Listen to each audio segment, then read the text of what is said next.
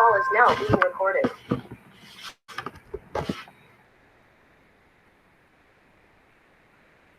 Pronto.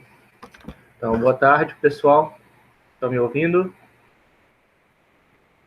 Confirmar, né? Novo. Ok. Certo. Então, na aula passada, a gente começou a falar de texturas, né? Texturas são cores agrupadas em imagens, né? São jeitos para tentar simular objetos realistas, né? Ou materiais, né? Do mundo real. Textura também pode ser usado para fazer materiais não realistas, né? Mas aí fica a critério do artista, né? Não tem uma necessidade de seguir algum padrão que você faz o que você quiser, né? Para ser a sua textura, quando não é realista. Aí eu queria mostrar primeiro aquela questão do seamless, né? Que quando você tem uma texturização, né? Acho que era bom até colocar isso no slide, né? Depois, tem certas propriedades que você quer, né? Na sua texturização. Você quer que a sua textura seja seamless, quer dizer que você possa encaixar ela para se repetir, né? Se você tiver que aplicar ela várias vezes sobre o mesmo modelo. Por exemplo, para fazer uma textura, isso aí, como eu falei, é muito usado, por exemplo, em cenário, né? Por exemplo, eu quero fazer uma texturização que preenche, porque eu não quero, eu faço tipo, sei lá, uma fase que é no deserto, né? Eu não quero pintar todo o chão do deserto, né? Você quer fazer o quê? Colocar uma textura lá que se repete para todo o cenário, né? E aí preenche todo o seu cenário de deserto. A mesma coisa também não somente para grandes cenários, mas para uma casa, né? Você quer fazer o chão da casa. Ninguém quer ficar pintando o chão da casa, né? Você só tá com uma textura lá de mármore, né? Para preencher todo o chão, a parede você tá com outra textura, né? Para preencher todas as paredes da mesma cor. Certo? Essa é a ideia, né?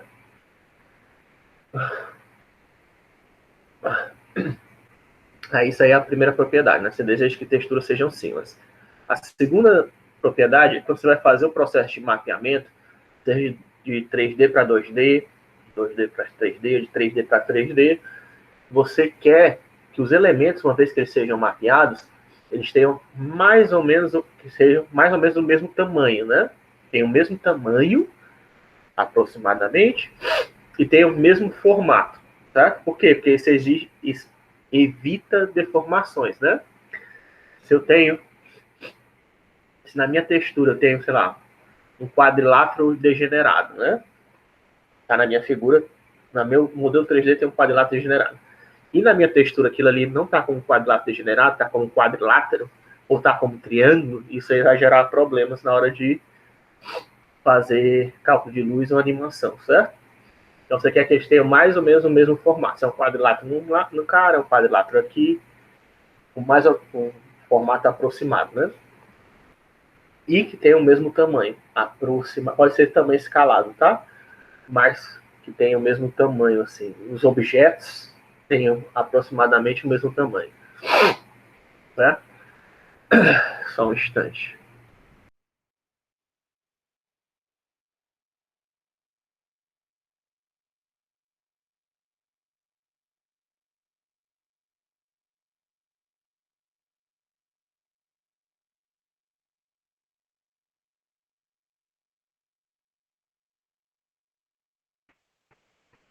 Pronto, estamos de volta. Então, isso daí, certo? São as três propriedades que você gostaria. Ter o mesmo tamanho, o mesmo formato e ser simples, né? O processo de texturização. Vou colocar isso no slide depois. Aí, como eu falei, nos programas de edição de imagem, como o GIMP, né? Esse aqui é a Lena, uma figura clássica de processamento de imagens em computação gráfica. Você tem como transformar isso numa textura simples. Obviamente, se eu tentar colocar isso aí do lado de uma outra, né? Eu estou colocando uma... É lógico que isso aqui, dificilmente você vai usar isso aqui como textura, tá? Mas eu estou colocando uma que você sabe, isso aqui não tem como ser contínua de jeito nenhum. Só para ficar bem exemplificado o que eu estou querendo dizer. Né? Se eu colocar aqui tile, colocar aqui 2.500, 2.500, pá. Certo? A gente consegue ver nessa imagem aqui que eu acabei de criar, eu peguei a imagem e repeti várias vezes. Isso aqui é basicamente o que acontece na texturização, tá? View, zoom, talvez 100, certo? A gente consegue ver, deixa eu ligar de novo o OpenBoard, né? Essas linhas aqui, tá vendo, ó? Entre a junção de uma imagem e outra. E por que essas linhas surgem? Porque, obviamente, as cores que tem na... Deixa eu ver se estou... Bom, a gente consegue ver essas linhas aqui, ó. Você não está vendo essa linha aqui, ó, certo? Eu estou fazendo texturização com a imagem que não é seamless, né? Ó. É que você consegue ver essas linhas. São justamente o quê? Porque as cores que tem desse lado aqui, direito da imagem, não são as mesmas cores que tem desse lado esquerdo, né? Então não dá para repetir, certo? E as cores que tem aqui embaixo, em cima da imagem da Lena, não são as mesmas cores que tem na base dela. Se fosse, dá para fazer esse texturização simples. Ia parecer que tinham várias mulheres, uma do lado da outra, todas no mesmo ambiente, e ninguém ia conseguir notar a diferença, certo? Você poderia até criar uma população, né, uns espectadores, né, de algum tipo, se você quisesse fazer isso. Só que não dá, né, porque não tem essa continuidade. Porque essas linhas, né, que é nos próximos, isso aqui chama de descontinuidade, né, matematicamente, é uma região de descontinuidade, quer dizer que é uma função, você quebra a suavidade da função, não tem transição, né? É como se você tivesse, eu estou subindo, de repente ela desce, né? Faz um triângulo, né? Ou faz uma queda, ou faz isso, né? Essas aqui são funções descontínuas, né? E é exatamente isso, esse processo de descontinuidade é o que está acontecendo aqui, certo? Nessas linhas. Não tem suavidade entre uma linha e outra. Mas, como eu disse, hoje em dia você já tem nos softwares, para no GIMP, que no mesmo lugar onde eu fiz o Map Tile, né? Também tem esse aqui, ó, Tile Seamless, né? Ó, certo? Deixa eu fechar isso. Esse aqui só está repetindo a imagem várias vezes, né?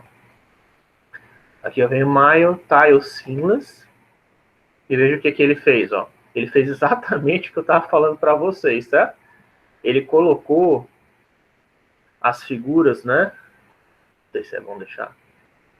Talvez um magnifier, não sei.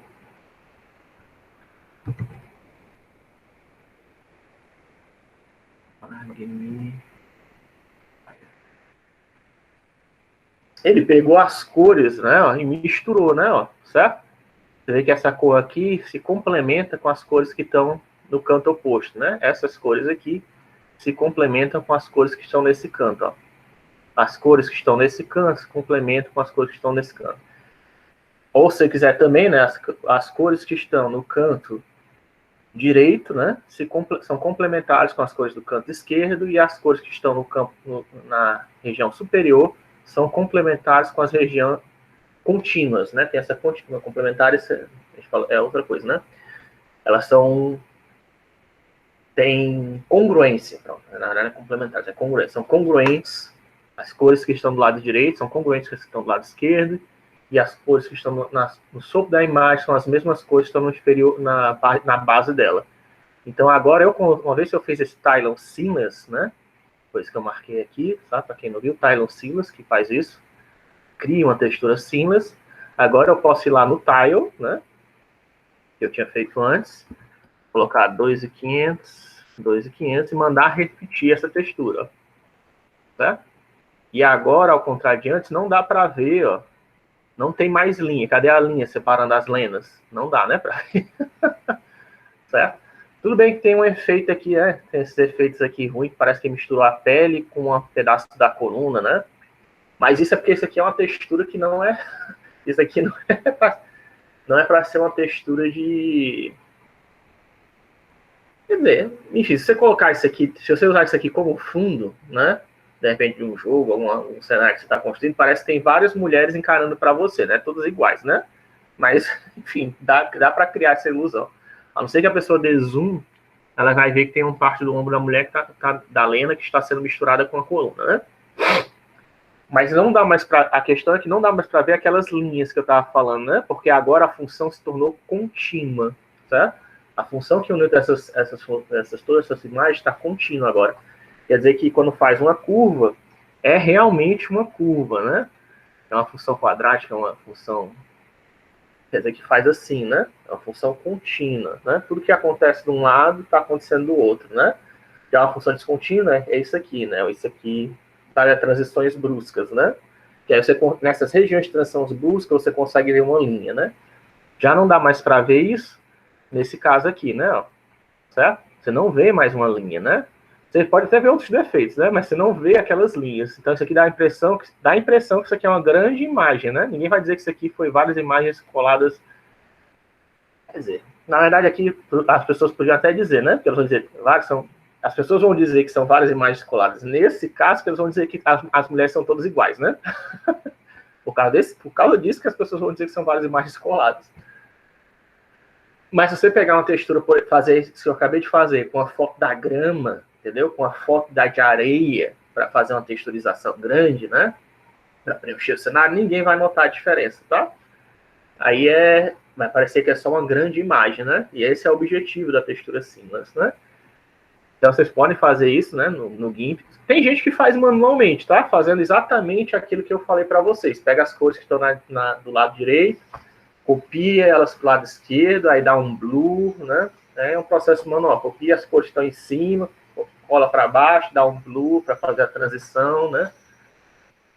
E aí repete esse processo várias vezes até que você chega num resultado de cima, que dá para conectar as cores e não dá para ver mais a diferença, né? Você vai fazendo a suavização, tá? Blur serve para fazer suavização, quem não sabe, né? Então você copia as cores de cima para de baixo, faz suavização, copia da esquerda para a direita, faz suavização, da esquerda para a direita, depois da direita para a esquerda, repetindo isso até chegar num patch, né? Que você pode repetir por todo o cenário, tá? Ou então você aplica esse cara aqui, né? Também dá certo, né? Só esse vir aqui, Tile Seamless no Blender, né? E aí você pode usar o Tile só para testar, para ver se a sua ficou legal, né? Certo? Isso aqui é uma das coisas que eu queria mostrar.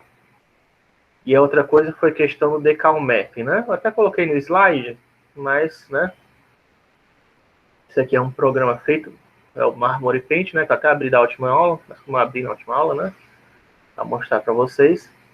Que aí você pode, né? Abrir uma figura. Deixa eu...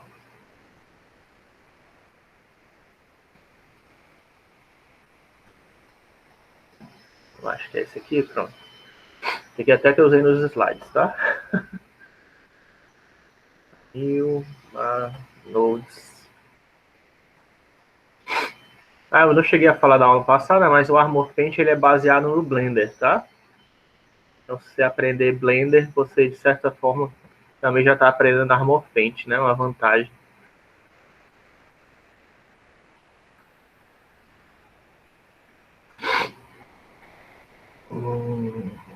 Deixa eu ver aqui. A gente pode selecionar isso. Tem aqui a opção, ó, de Decal. Tá vendo? Aqui é o Decal Map que eu falei para vocês, né? Certo? Aí eu peguei uma foto, ó, coloquei bem pertinho. Isso aqui é um objeto 3D, tá? Podia ser qualquer outro, tá? Podia ser, normalmente, como isso aqui é baseado no Blender, o primeiro objeto que ele abre aqui é o cubo. Mas você pode pegar um objeto 3D, sei lá, do BB8, sei lá o que foi que você fez, do seu trabalho, jogar aqui em cima, tá? Que aí ele vai carregar um modelo 3D e você começa a pintar ele, né? Essa é a ideia tanto do Super Substance Painter como do Armor Paint. Aqui eu só estou querendo mostrar o Decal Map, né? Que eu falei para vocês, ó. Clique. E só dessa perspectiva, exclusivamente nessa perspectiva, é que a gente vai poder ver a imagem direito, tá? Se eu olhar em qualquer outra perspectiva, ó, o que aconteceu, ó, já dá para ver que a imagem foi deformada, né? Ó. Certo? Por quê? Porque foi uma projeção direta, aquela história que eu falei que ele pega os raios de luz, né, e lança a partir da imagem em cima do modelo, né? O modelo é 3D, né? Não é 2D. Aí causa essa deformação aqui, ó, dependendo de como você fez a projeção. Mas não parece que eu peguei, tipo, um cubo e colei uma imagem do Jack Chan em cima do cubo, né? Exatamente como se fosse uma tatuagem. Isso é o Decal Mapping, tá? Eu estava falando para vocês. O VMAP é aquele que eu mostrei com a macaquinha, né? Na aula passada. Isso daqui é o Decal. O Decal Map, né? Os outros eu Não vi o pessoal usando softwares 3D, não. Para que eu coloque aqui de novo, ó, fica direitinho, porque eu estou na visão certa, né? Aí eu giro, já ver que ela ficou deformada, né? A não ser que eu adivinhe, consiga chegar de novo exatamente no mesmo ponto que eu estava de visão perspectiva, né? Vai ficar deformado o rosto de Jack Chan, né? Quando eu mudo para outras posições, tá? Coloca aqui, ó. Certo? Já vê que fica deformado, né? A não ser que eu olhe exatamente no mesmo canto que eu estava originalmente, consiga achar aqui, milagrosamente, ele vai ficar deformado, né? O rosto, certo? Isso aqui que é o Decal Mapping. Isso aqui também permite você colocar texto, tá? Vou colocar aqui Jack, que é assim que escreve o nome dele, né? Não sei. Jack Chan. Também isso aqui é usado para você colocar... Opa, não dei Enter, não. Jack Chan. Vou colocar o nome dele, né? Ó. Isso aqui que eu estou fazendo, se você fazer no Blender ou em outros softwares de modelagem, é difícil que só, tá? Não é trivial. Por isso que esses caras como Substance Painter são legais, né? Até dá, tá? Para fazer isso no Blender, não é que não dê para fazer isso no Blender, não, tá? Colocar nomes assim em cima de uma figura 3D, mas você vai ver se você tentar fazer isso, né? Se você está trabalhando seu trabalho e quiser colocar um texto em cima de alguma coisa lá no Blender, você vai ver que não é tão fácil. Um Decal Mapping, né? Isso aqui é uma ferramenta exclusivamente para criar texturas, então tem, né? A ferramenta Decal Mapping. E aí você pode colocar textos e outras figuras em cima do seu modelo, que fica bem mais fácil. É um dos processos que é fácil de fazer dentro do Armor Paint ou do Substance Painter. Tem outros, tá? Aí, se você quiser, vocês podem explorar, né? Depois. Se vocês quiserem, eu posso até distribuir esse software, que ele é gratuito. Depois, de repente, colocar no nosso site da disciplina. Para vocês verem. Quem quiser baixar, né? Quem achou interessante. Deixa aqui. Aí, fechado esse parênteses, vamos retornar à nossa aula, né? Cadê o Magnifier? Senão ele vai atrapalhar a gente. Deixa eu abrir quantas vezes, hein, esse negócio? Tomara que isso aqui seja só uma vez, não tenha sido várias vezes que ele abriu o Open Board, né?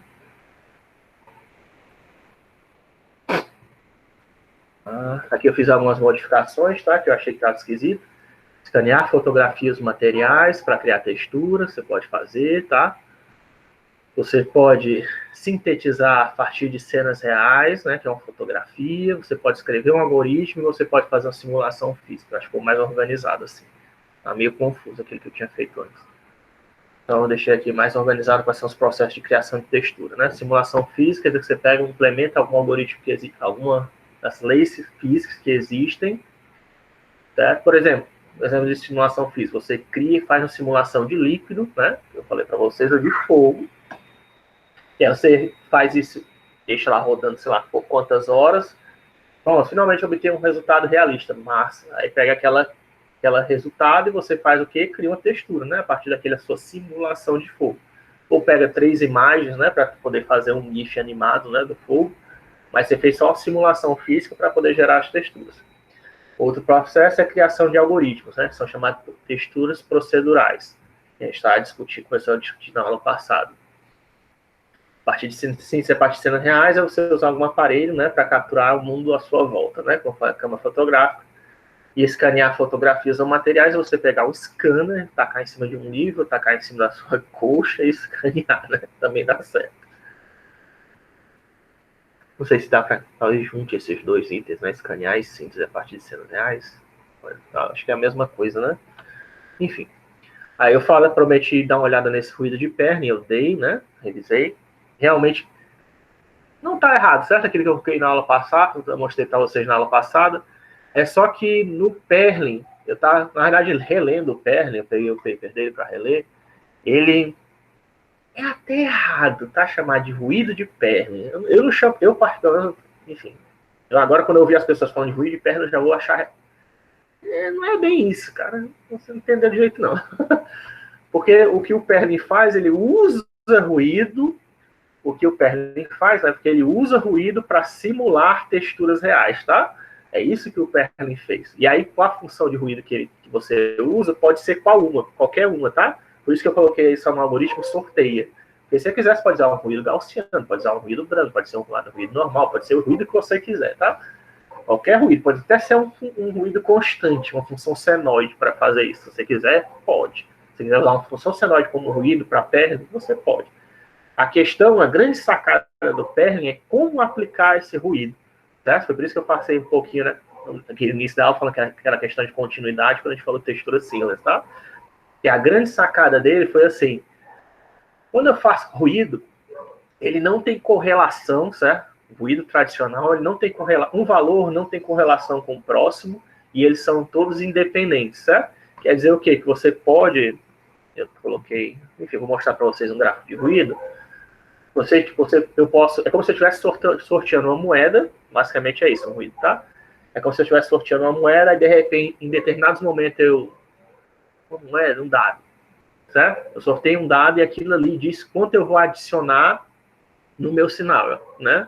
Aí, às vezes eu adiciono intensidade 6 no meu sinal, né? Se eu tirar 6 no dado, às vezes eu tiro 3, às vezes eu tiro 1, né? Às vezes eu tiro 4, mas não tem garantia nenhuma que entre um valor e outro, né? Um dado, ele é independente, né? Todo o lançamento de dados que eu estou fazendo é independente. Então, quando você vai tentar traçar uma função baseada nos lançamentos de dados, fica um negócio, certo?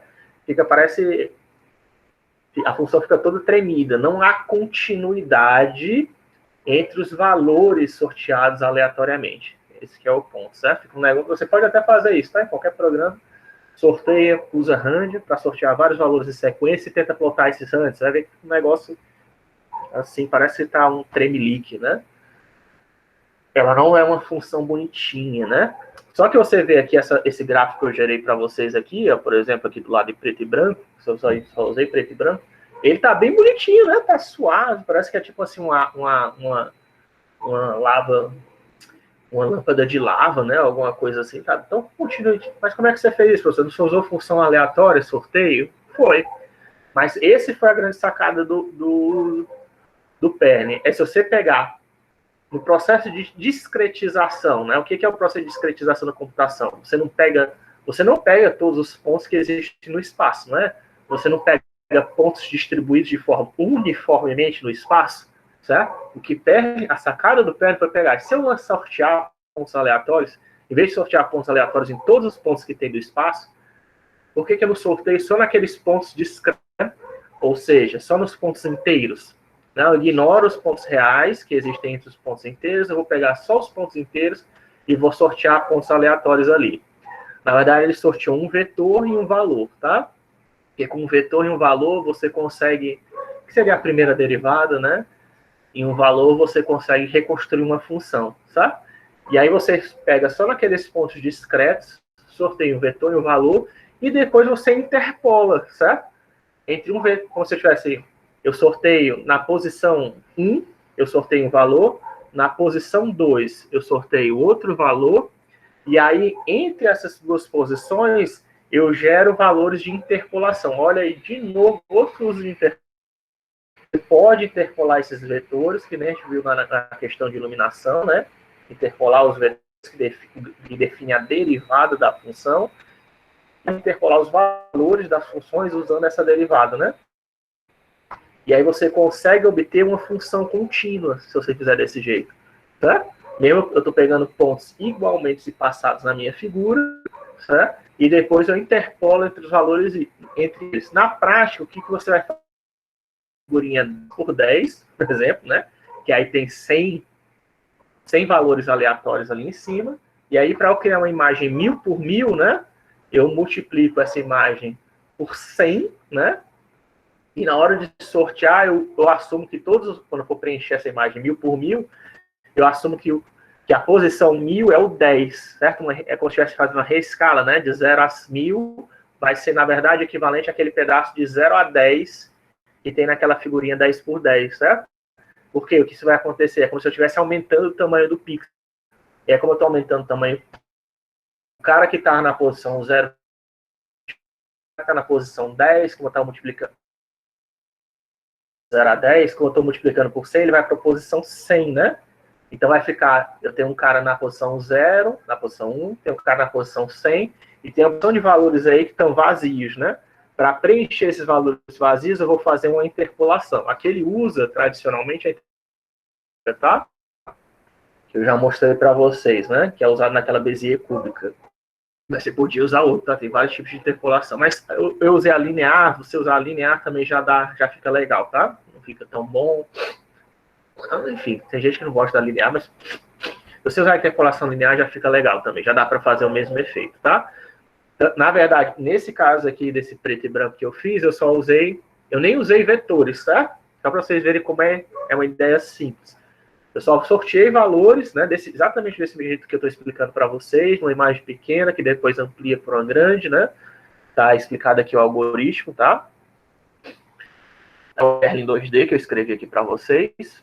A gente pode perguntar tudo. Eu só sorteei valores, só usei duas cores, preto e branco, e ainda assim eu consegui construir isso daí, né? Não usei vetores, só usei os valores, sorteei valores de posições aleatórias e fiz aí, mas na hora de fazer a interpolação, eu usei uma interpolação cúbica, tá? É assim que eu cheguei nessa figura aí, preto e branco. E você pode fazer isso várias vezes, né? Toda vez que fazer diferente, vai gerar um novo padrão aí. Só que você gera curvas suaves, né? Tá? É como se fosse... Como é que eu posso... Eu acho que o jeito mais fácil de vocês imaginarem, vocês ainda não estão entendendo, a ideia do Perlin que ele sacou foi como se eu estivesse colocando, pegar pedaços de madeira aleatoriamente diferentes tamanhos, e eu coloco esses pedaços de madeira fincados no chão, igualmente espaçados, certo? Se eu fosse colocar eles um do lado do outro, esses pedaços de madeira aleatório, ia ficar uma zona, né?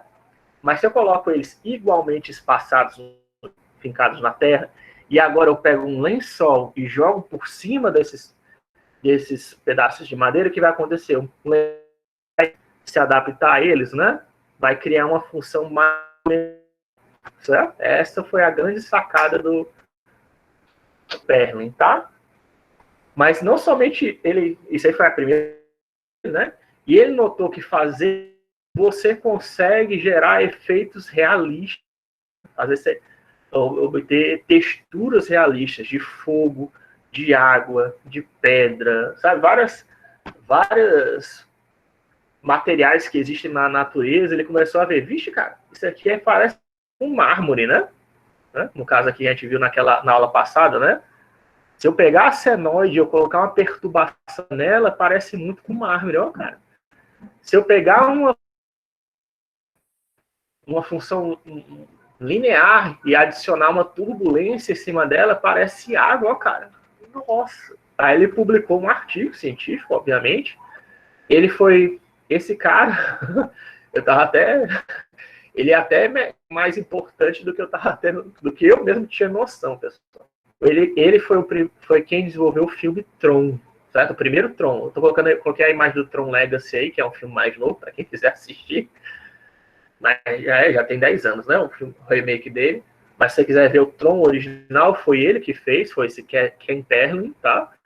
E ele é um dos poucos cientistas da área em computação que ele é tanto especialista em entretenimento como em pesquisa científica. E tem prêmios nas duas áreas, tá? Ele ganhou esse algoritmo que eu falei, Gabriel, falar para vocês, quando ele descobriu isso e publicou. Pouco tempo depois, ele ganhou um Oscar de efeitos. Sim, é um Oscar de efeitos técnicos especiais, né? Simular fogo, ele conseguiu simular água, conseguiu simular uma porção de coisas, né? Porção de material. Mas não somente um Oscar. Os prêmios, tá? Da SIGGRAPH, nossa, meu Deus, né? Certo? E ele foi o primeiro a descobrir isso, que com aleatoriedade, né? Não precisa fazer uma simulação fina, né? Você usando funções aleatórias. E a única restrição que ele faz para essas funções aleatórias é que elas têm que ser,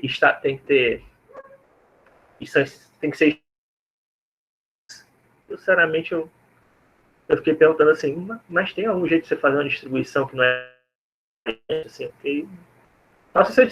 porque acho que o que ele quis dizer isso, né, com isso, é que ele tem uma mesma função, certo? Ele sorteia alguns valores fixos aleatórios, e ele sempre pega daqueles valores aleatórios, ele sempre pega aleatoriamente de uma função aleatória para pegar aqueles valores que eu falei para você, né? Ele sorteia valor, ele não sorteia vetores aleatórios, um valor aleatório. O que eu estava vendo que o Perlin faz de diferente é que ele pega, por exemplo, ele sorteia 100 valores aleatórios, e aí na hora de sortear os valores e os vetores, ele sempre pega desses 100 valores fixos, certo? Ele não muda a distribuição, né? É sempre uma distribuição fixa que ele usa.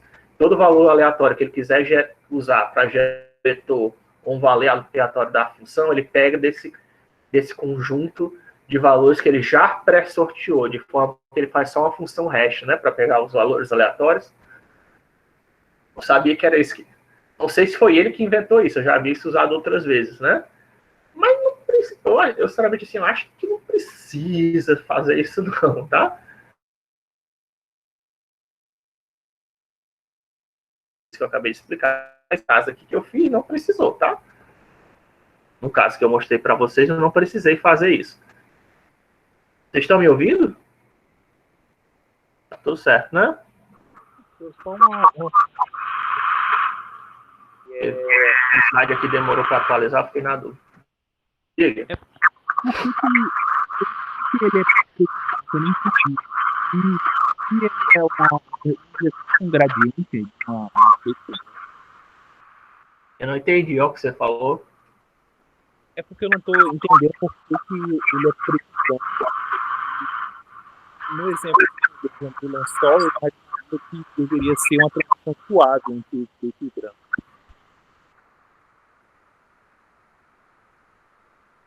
Por que foi nessa minha imagem? É sim, porque pelo que eu entendeu, É porque deu a impressão de que seria uma transição suave entre o preto e o branco. Sim, não, é porque o que eu fiz? Eu usei os valores aleatórios de 0 a 1, certo? Eu usei a função rand, que gera aleatórios normais entre 0 a 1, só que aí na hora de pintar eu usei round, tá? Que aí quer dizer que próximos de meio, de 0 a meio viram 0 e de meio a 1 viram 1, certo? Aí criou essa transição suave aí. Foi assim que eu fiz. Se você usar round, né? Aí dá essa... Se quiser, eu acho que enfim, eu não fiz isso. É que eu fiz no MATLAB, né? Mas eu posso mostrar para vocês. No MATLAB eu não posso mostrar o MATLAB oficialmente. Porque eu só tenho ele para uso pessoal. Mas eu posso pegar, converter o algoritmo para o Octave e eu mostro para vocês o algoritmo que eu fiz. Mas eu só usei duas coisas. Para você poder fazer a interpolação, né? Obviamente não dá para você fazer a interpolação entre... Dá para fazer a interpolação entre 0 a 1. Mas se eu quero só usar duas cores, né? Eu tenho que fazer a quantificação das cores, né? Na hora de fazer a quantificação das cores, para pintar a figura, eu só usei duas, só usei preto e branco. Tá. Outro jeito de você fazer é o pessoal, eu já vi o pessoal fazer, né? Para fazer também esse efeito, é você usar retângulos, se você pensar assim. Retângulos, que aí o tamanho, retângulos tem o fundo branco, retângulo preto,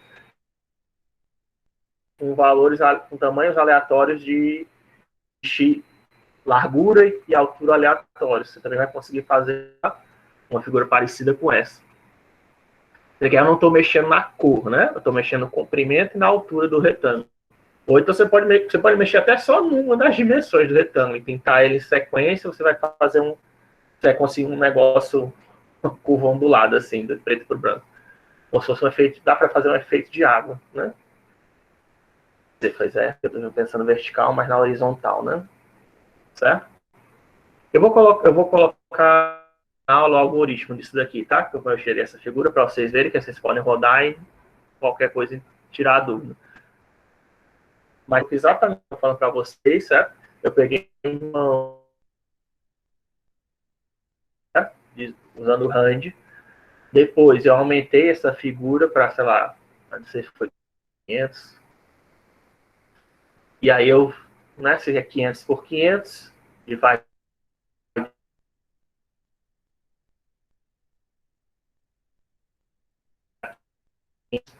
multiplico por 50, isso vai posicionar esses pixels de valores aleatórios em posições discretas da minha matriz e depois faço a interpolação cúbica entre eles. No final, eu faço a para preto ou branco. Diga. É que cortou, porque estava falando que alguma matriz.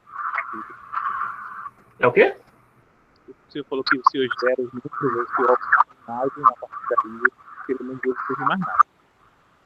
Oi? Certo. O que eu faço? Eu pego um pequeno, certo? Uma pequena figura de 10 por 10, tá? E preencho 10 por 10, ela tem uma matriz 100, né? Tem 100 valores ali no formato de matriz, certo? E eu uso a função rand, onde ela gera valores igualmente distribuídos. Quer dizer que como se fosse um dado justo, certo? Eu estou sorteando valores entre 0 e 1 justamente, né? Não tem nenhum dado que é para sobressair mais que os outros. Sorteio eles, né? Para essas 100 posições. Agora eu pego essa figura de vetores aleatórios, que se eu tentasse imprimir essa figura, ia dar com esse cara aqui, tá? Essa imagem que eu acabei de gerar, se eu tentasse pintar ela, né, do jeito 10 por 10, ia ficar um negócio desse jeito aqui, tá? Ia ficar só uma opção de pontos entre preto e branco e cinza, né? Se fosse pintar aziz, né? Do jeito que tá. Aqui mesmo ele já fez uma quantização de cores, ó. Se eu não me engano, acho que isso aqui, não sei se isso aqui, acho que é a mesma exemplo, para vocês verem isso aqui. Eu vou até olhar no livro, mas eu tenho a impressão que ele fez uma quantização de cores aqui, ó. Aqui está usando todas as escalas entre branco e preto e cinza, e aqui ele está usando só branco e preto, ó. É a mesma figura, ó. Eu tenho quase certeza que isso aqui só fez a quantização de cores. Parece muito, ó. Tem uma mancha preta aqui, uma mancha preta aqui, que virou isso e virou isso, né? Eu posso estar errado, né? Mas parece... Para mim, eu tô com a nítida impressão que isso aqui são tudo a mesma figura, certo? Só aqui a figura A, né? Tipo, aqui é colunas. E ele aplicou algum efeito, né? Aqui eu não sei se ele ampliou o tamanho da imagem, né? Aqui eu não sei, em F eu não sei o que foi que ele fez, eu tenho que olhar no livro. Mas o G, que é o que ele fez em G, nesse caso aqui. Você pega uma imagem 10 por 10, sorteia aqueles valores e agora eu amplio essa imagem, certo? Quando você amplia uma imagem, os softwares de edição de fotografia, eles comumente já fazem uma interpolação entre os valores, tá? Só aí eu não tenho controle sobre isso, se eu fosse fazer isso. Então eu fiz na mão o algoritmo, né? Eu peguei esses valores e coloquei nas posições correspondentes. Que posições correspondentes são essas? Se eu estou aumentando a figura de 10 por 10 para 50 por 50, ou para 500 por 500, quer dizer que cada valor são... Eu tenho a posição 1, ele vai para a posição 50, certo? O que cada na posição 10, 10, 50 vai para a posição... Tá entendendo? O cara que tá na posição 10, 12, 10, 12 não, 5, 6, ou 3, 5, se eu multiplicar por 50, ele vai para a posição 150, 250. Certo? Eu estou pegando as posições, e aí nessas posições, 500 por 500, eu coloco aquele valor aleatório, certo? Que é um degradê de cima, né? Originalmente. E aí, uma vez que eu distribuí esses pontos, agora eu posso pegar qualquer ponto da imagem, pegar quem são os pontos que eu conheço em volta daquele ponto, certo? Você tem que fazer de um jeito que tenha sempre 4 pontos em volta dele, né? Se não tiver, não tem como você fazer nenhuma. Mas se tiver os pontos que tem 4 pontos cercando ele, né? Quer dizer, até dá para fazer quando tem menos de 4 pontos, mas vai ficar um negócio, vai dar um efeito de... Enfim, você pode... O ideal é você ter 4 pontos em volta daquele ano, porque aí você faz uma interpolação, né? Que a gente já viu, a técnica de interpolação, qualquer ponto que está entre 4 pontos, que é um quadrilátero, você consegue interpolar qualquer ponto ali dentro, você consegue descobrir qual é o valor. Só que ao invés de você usar as posições geométricas, você usa os valores aleatórios que tem naqueles 4 vértices, certo? Aí você consegue fazer uma suavização, certo? Aquela história, se tem um vértice se fosse uma linha, né, que é o jeito mais fácil de explicar, assim, uma linha, eu tenho 0,8, num ponto da linha tem 0,8, no outro ponto eu tenho 0,1, foi sorteado aleatório, eu consigo fazer, se fosse uma relação linear, eu faria uma transição de forma que todos os pontos ali entre o 0,8 e 0,1 fosse o quê? 0,7, 0,6, 0,5, 0,4, 0,3, 0,2, 0,1, né? Fazer uma retinha, né? Uma suavização, como se o valor estivesse decrescendo naturalmente até chegar no ponto, né? Se você usar uma função de segundo grau ou de terceiro grau, essa não fica uma reta, fica uma curva, né? Fica uma transição mais suave. Efeito de desaceleração, como se a cor estivesse diminuindo de velocidade, né? É aquele efeito que a gente também já viu do easy in, easy out, né? É a mesma coisa. Só que é para cores, né? Você usa uma interpolação quadrática ou cúbica, né? E você pode fazer isso, estou falando aqui linear, mas você pode fazer isso de forma bilinear, né? Para 2D. Na verdade, o Perlin descobriu que isso dá para fazer até em 3D, certo? Em 3D também dá para fazer, que também foi aliás, qualquer dimensão que você quiser, isso funciona. Que aí é até legal que se eu tiver uma pedra, eu apliquei uma textura de mármore e eu cortar ela no meio, a textura continua valendo e é contínua, né? Um negócio assim. Você vê que faz sentido o corte, não é como se eu fosse fazer uma animação baseada nisso, a próxima animação ia continuar com essas bolhas se mexendo, se deformando de alguma maneira. Né? Não ia ser uma imagem totalmente diferente, não. Enfim, aí o que eu fiz? Eu peguei a figura 10x10, sorteei, ampliei, criei os espaços vazios entre um ponto e outro, que eu aumentei o tamanho da figura, e esse espaço entre um ponto e outro eu preencho com interpolação. Ao final, né, o que eu faço é fazer uma quantificação de cores, tá? Porque eu não quero usar, se for, nem dá, né? Oficialmente você sempre vai ter que fazer essa quantificação de cores, tá? Porque entre 0 e 1 existem infinitos números, né? Quando você usa 0 e 1, aquela função hunt, você está usando números de pontos flutuantes, né? Isso a gente já discutiu. Que aí quer dizer que tem dependendo do tamanho do ponto flutuante, se for 64 bits, 128 bits, vai ter, sei lá, bilhões de pontos ali dentro, né? Não são todos os pontos que existem. E nem adianta, mesmo que tenha, sei lá, 3 milhões de valores lá dentro, não adianta. Porque como eu estou numa imagem de escala cinza, né, os nossos monitores eles só conseguem exibir 8 canais, certo? Então quer dizer que só vai ter esses babilhões de cores aí, vai ter tudo reduzido a 256 degradês de cinza, né? Então já vai fazer uma quantificação para 256 cores, né? Tudo que eu fiz foi assim, em vez de reduzir para 256, vamos ser mais drásticos, né? Para ver se esse negócio de Perlin é bom mesmo. Vou reduzir para preto e branco. E deu, né? Eu fiquei surpreso porque realmente dá, né? Preto e branco ainda assim fez um negocinho assim contínuo, bonitinho, ficou legal, né? Então, enfim, por isso que esse é um algoritmo assim, ó, né? Impressionante, ganhou Oscar, ganhou prêmio na academia, ganhou prêmios em vários lugares, certo? Aqui tem um algoritmo, certo? Eu coloquei para vocês o algoritmo aqui em Portugal, né? Para vocês verem como é que eu faço, ó, como é que eu fiz. A ideia do algoritmo que eu fiz no MATLAB é exatamente isso daqui, ó. Você faz 2 for's para preencher uma imagem, né? Aqui está de 0 a n-1, tá? E você pode imaginar que é 10, porque vai de 0 a 9, 0 a 9 são 10 valores, né? 10 linhas, 10 colunas. Sorteei um Z, sorteei um G. Eu nem sorteei G, certo? Eu só sorteei o Z mesmo, tá? Um valor aleatório entre 0 e 1. E depois você faz agora um outro for. Só que agora o que eu fiz? Eu fiz de 0 a 10, só que eu fiz o passo 0,01, certo?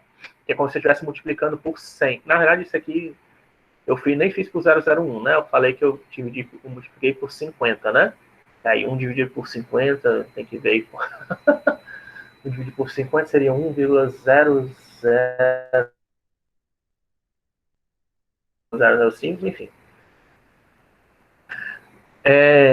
Aqui você vai reduzir o tamanho dos espaços, né? Porque aí vai, em vez de 0 a 10, você vai. E aqui no caso tradicional do for, ele vai o quê? 0, 1, 2, 3, 4, 5, 6, 7, 8, 9. Fazendo desse jeito aqui, esse for em Portugal, ele vai de 0, 0.001, 0.002, né? Vai pegar valores entre o 0 e 1, né? Que precisam ser alocados na imagem. E aí, na hora de declarar na imagem, o que eu estou fazendo? Eu pego a imagem, a posição I vai ser multiplicada por 100 e a posição J vai ser multiplicada por 100. Quer dizer o quê? Que vai fazer uma imagem 1000 por 1000, né? Nesse caso aqui do pseudo-algoritmo que eu estou usando, é 1000. E fazer a interpolação, ó, das posições, considerando a posição atual que eu estou, I e J, o gradiente, se você for usar, eu nem usei, deixei tudo vetor nulo, e o valor. Aí como é que vai ser feita essa interpolação? Você teria que encontrar, como está usando um grid, né, para a imagem, isso é fácil, tá? Para você pegar quem são os pontos vizinhos de, você tem um ponto 3.05. Deixa eu talvez demonstrar isso para vocês verem. Se eu tenho um ponto que é tipo assim, 1.05, 2.45, tá? Então, quem são os 4 pontos lá daquele 10 que estão ao redor desse cara? Fácil, tá? Você pode usar a função sail e floor. Floor é chão, quem não sabe. Sail é teto. Isso aqui funciona como essas funções? Quando você tem uma função tipo 2.67, você usa floor disso, isso vira igual a 2, tá? E se você pega uma função, deixa eu colocar o magnifier, para que talvez vocês não estejam vendo, né?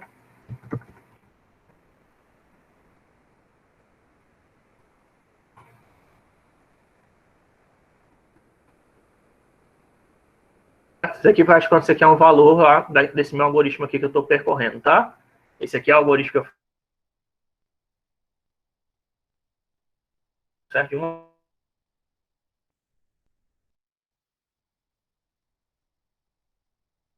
e armazena, né?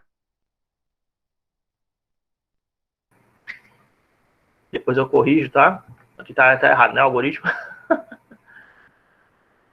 Mas não é um erro grave. Deixa eu. Stop. É só porque não estava armazenando, né? Fazendo o algoritmo daquele jeito ali, eu estou jogando fora, né?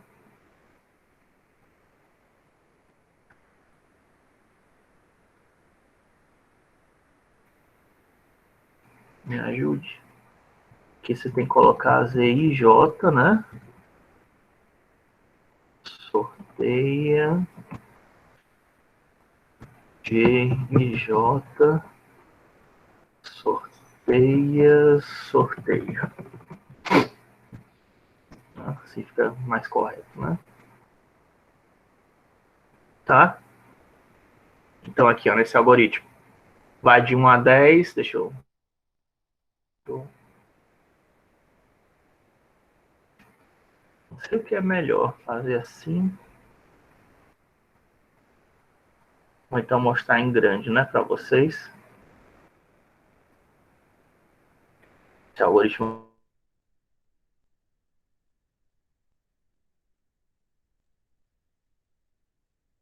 para 9, de 0 a 9.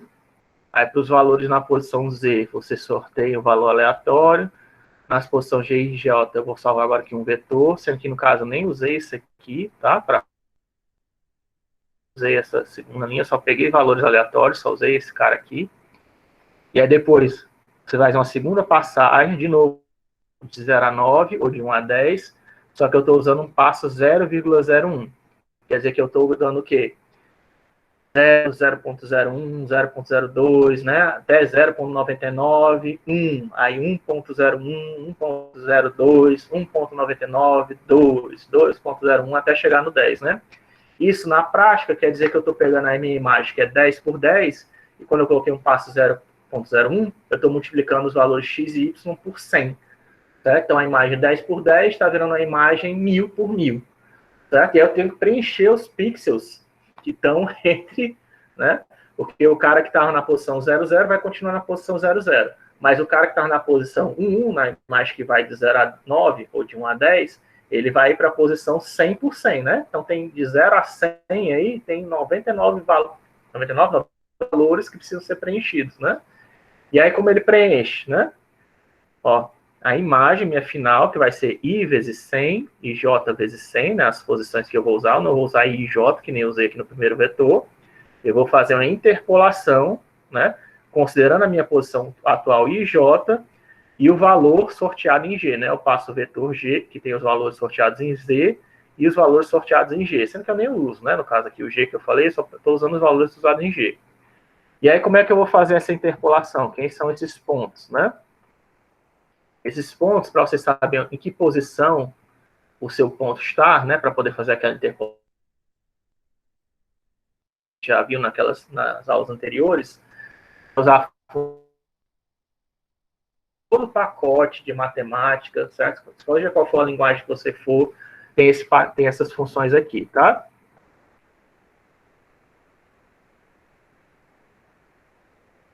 Deixar isso poder voltar, né? Essa função floor e sail tem todo o pacote de matemática, né?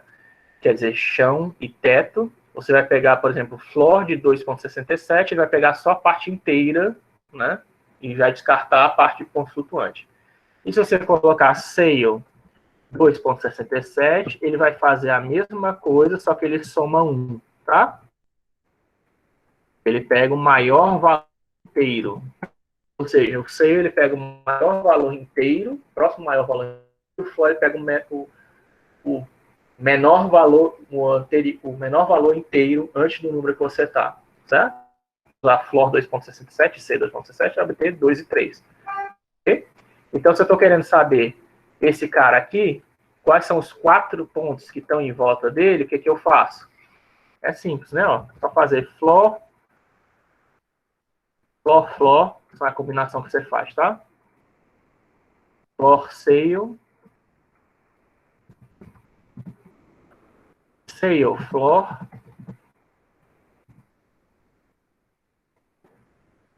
e sail, sail. Que vai obter exatamente quem são os pontos que estão em volta desse ponto que eu estou querendo interpolar, tá?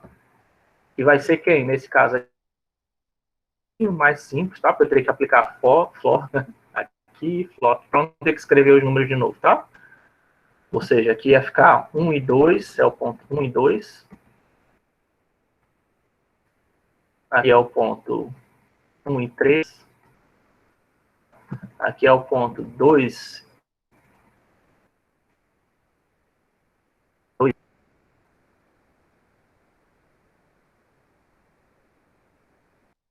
Muito bem. E aí, seio e seio vai dar 2 e 3. Esses são os 4 pontos, lá daquela minha imagem de 1 a 10, que estão em volta desse ponto aqui, 1.05, 2,45. Agora, basta pegar aquela forma que tem lá nos slides de vocês, lá de geometria, aplicar, copiar aquela forma, tá? Para colocar os 4 valores que você tem nessas 4 posições aqui, que você sorteou, faz a interpolação, você vai obter um valor resultante. Esse valor resultante vai para a sua imagem, certo? Que é o valor interpolado, de maneira cúbica ou de maneira linear, como você quiser. Dependendo do algoritmo que você colocar, daquelas fórmulas que você vai usar, você vai obter um resultado diferente. É até bom. Teste com resultado com fórmulas diferentes, para você ver qual é o resultado. Você vai ver que é sempre parecido, tá? Qual a diferença se você usar só que a interpolação linear garante uma continuidade de nível 1. Uma interpolação quadrática vai garantir que tem continuidade de nível 1 e nível 2. Uma equação cúbica vai garantir que tem quantidade de nível 1, 2 e 3. Quer dizer o quê? Que a derivada 1, 2 e 3 existe, né? 1 e 2 existe, perdão. Ou que a derivada... Quantas derivadas existem, né? Para aquela função. E aí, quantas mais derivadas existirem, mais suave é a transição de um valor para o outro, tá? Eu sei, sabe que eu já falei para vocês que o tradicional, o máximo que as pessoas usam é a interpolação cúbica, né? Não precisa ir mais do que isso, não. Já dá um efeito bom. Já dá, particularmente, achar até a linear já dá um efeito bom. Tem gente que diz, não, eu consigo notar a diferença de interpolação linear e cúbica. Rapaz, você consegue mesmo? Deixa... Eu sempre tenho vontade para pegar esses caras. Então, olha aqui essas duas figuras, me diga qual a diferença. Me diga aí, rápido, 5 segundos. Porque fica muito próximo, sabe? Você ter esse tipo de olho assim, não sei. Talvez para algumas imagens seja possível notar a diferença, tá? Algumas imagens específicas, mas assim, de forma geral, você dizer que sabe notar a diferença entre interpolação linear e cúbica, não sei se eu acredito muito nisso, não. Eu não acredito, né? Nisso. Sou descrente. Deu para entender?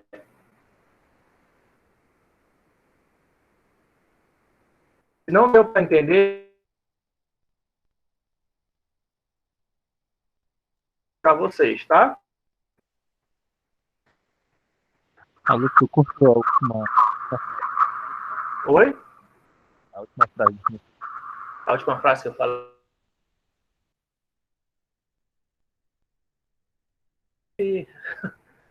Que eu não acredito muito nas pessoas que são capazes de diferenciar interpolação linear e cúbica, porque são muito parecidas com as outras, né? E eu disse, se vocês não estão, se ainda assim, depois de toda essa explicação que eu fiz, se você ainda não entendeu, o que eu vou fazer? Eu vou publicar o algoritmo disso daqui, tá? Para vocês, vou colocar na nossa aula, você dá uma olhada, ver como é que eu fiz, para você poder repetir no seu programa, ou se você quiser usar na vida real, né? A propósito, o Blender, ele usa, tá? Ele tem uma textura lá que é... Não sei qual é o nome da textura que ele usa. O Blender tem dois nós de textura que ele usa. Uma usa a textura randômica tradicional, que é aquele dado, né? Igualmente distribuído, qualquer valor pode sair igualmente. E tem uma outra função que o Blender usa, que usa o ruído de Perlin, tá? Usa especificamente o ruído de Perlin, que você pode usar como criar automaticamente uma textura.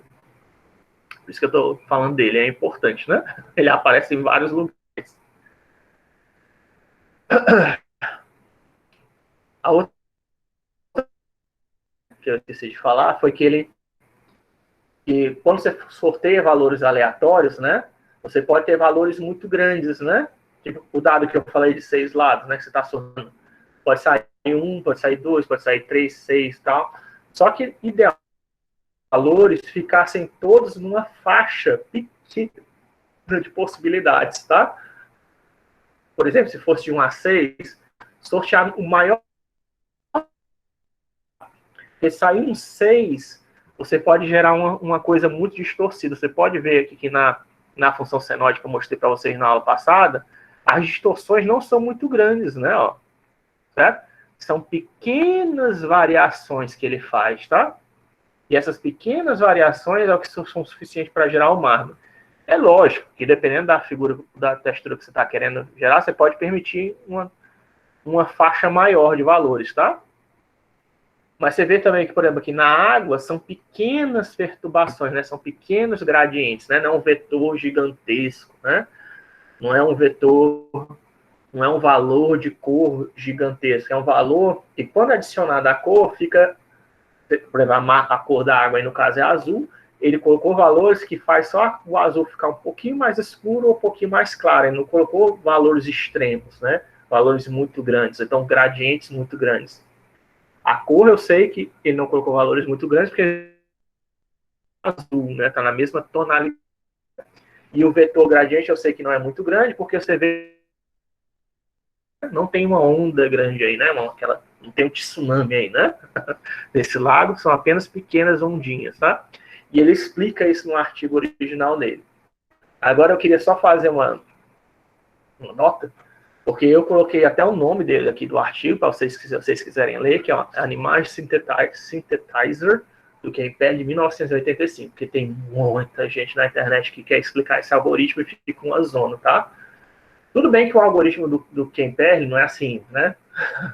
Não é o algoritmo, não é o melhor artigo ali na vida, né? Mas, enfim, tem muita gente que faz uma interpretação errada, certo? Diz coisas que não tem nada a ver com o que o Perlin está falando.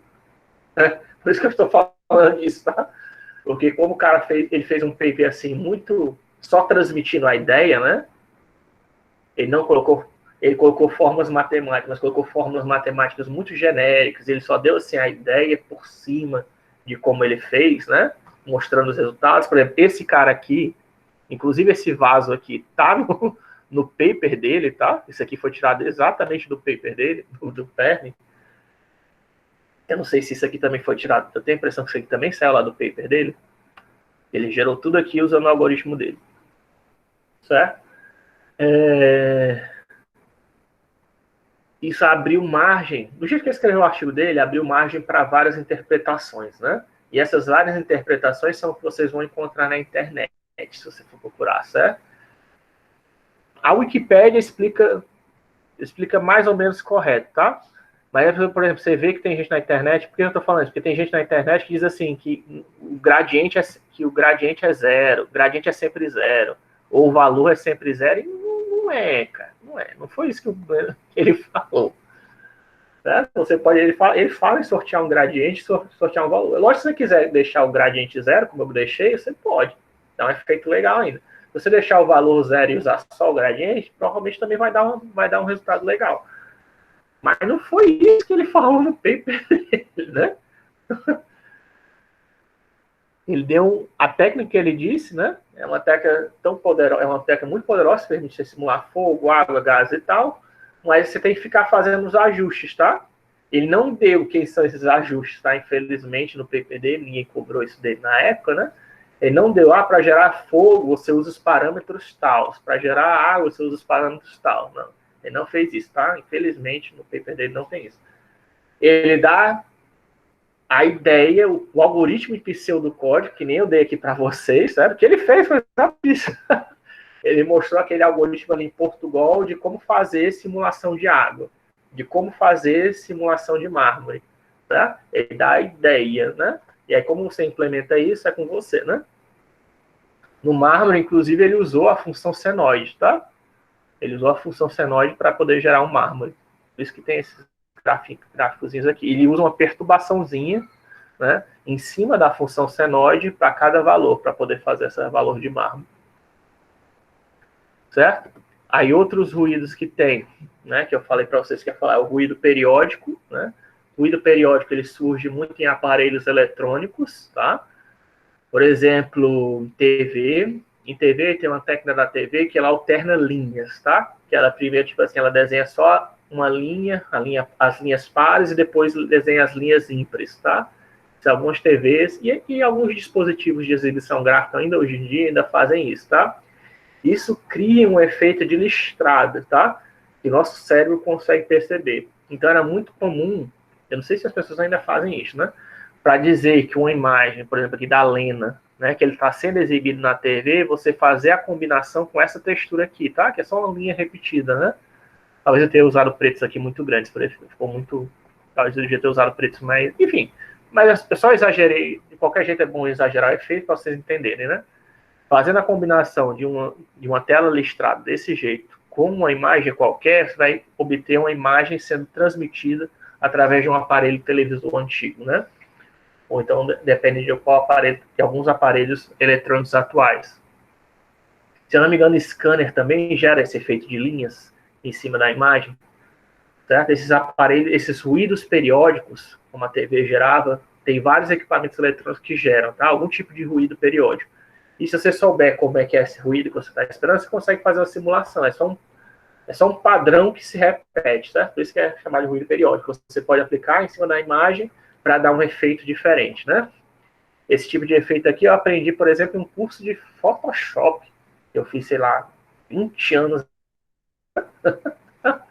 Certo? Mas é uma coisa que era ensinada, o curso de Photoshop, como fazer para a TV, para a imagem ficar parecendo que está sendo transmitido na TV, né? Outro tipo de ruído periódico mais recente é esse tal de ruído de Morley, tá? Talvez no futuro adicione ele. Que ele serve para simular pele ou células, pele humana, ou então pele de crocodilo, que é um padrão que se repete também, tá?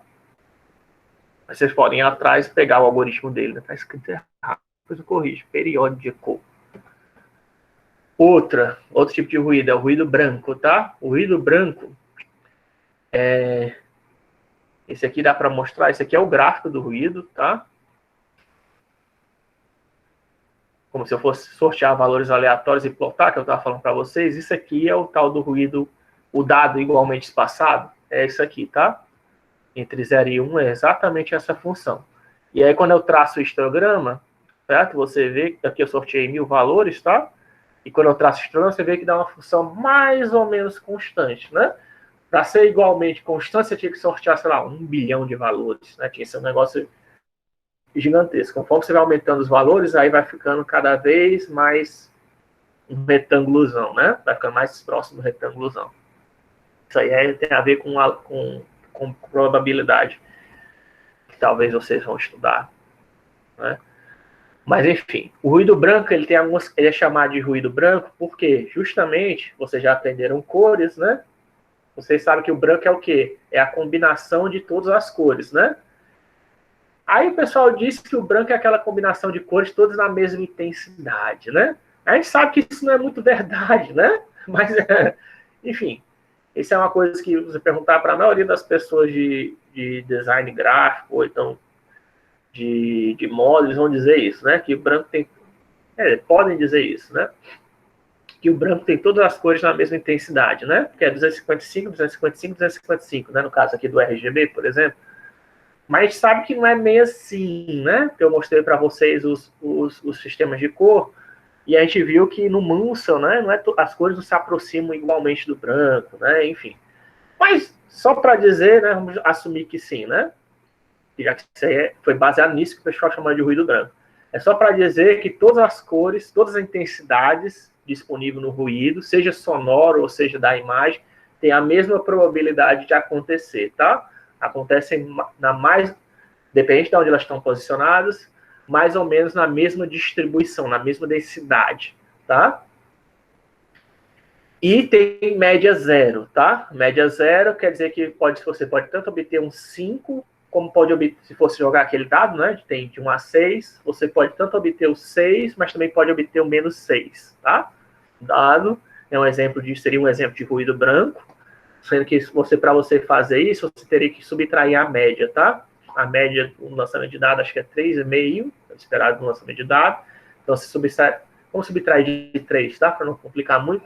Quer dizer que aí os valores de dados iam variar entre menos 3 e 3, tá? Em vez de 1 a 6.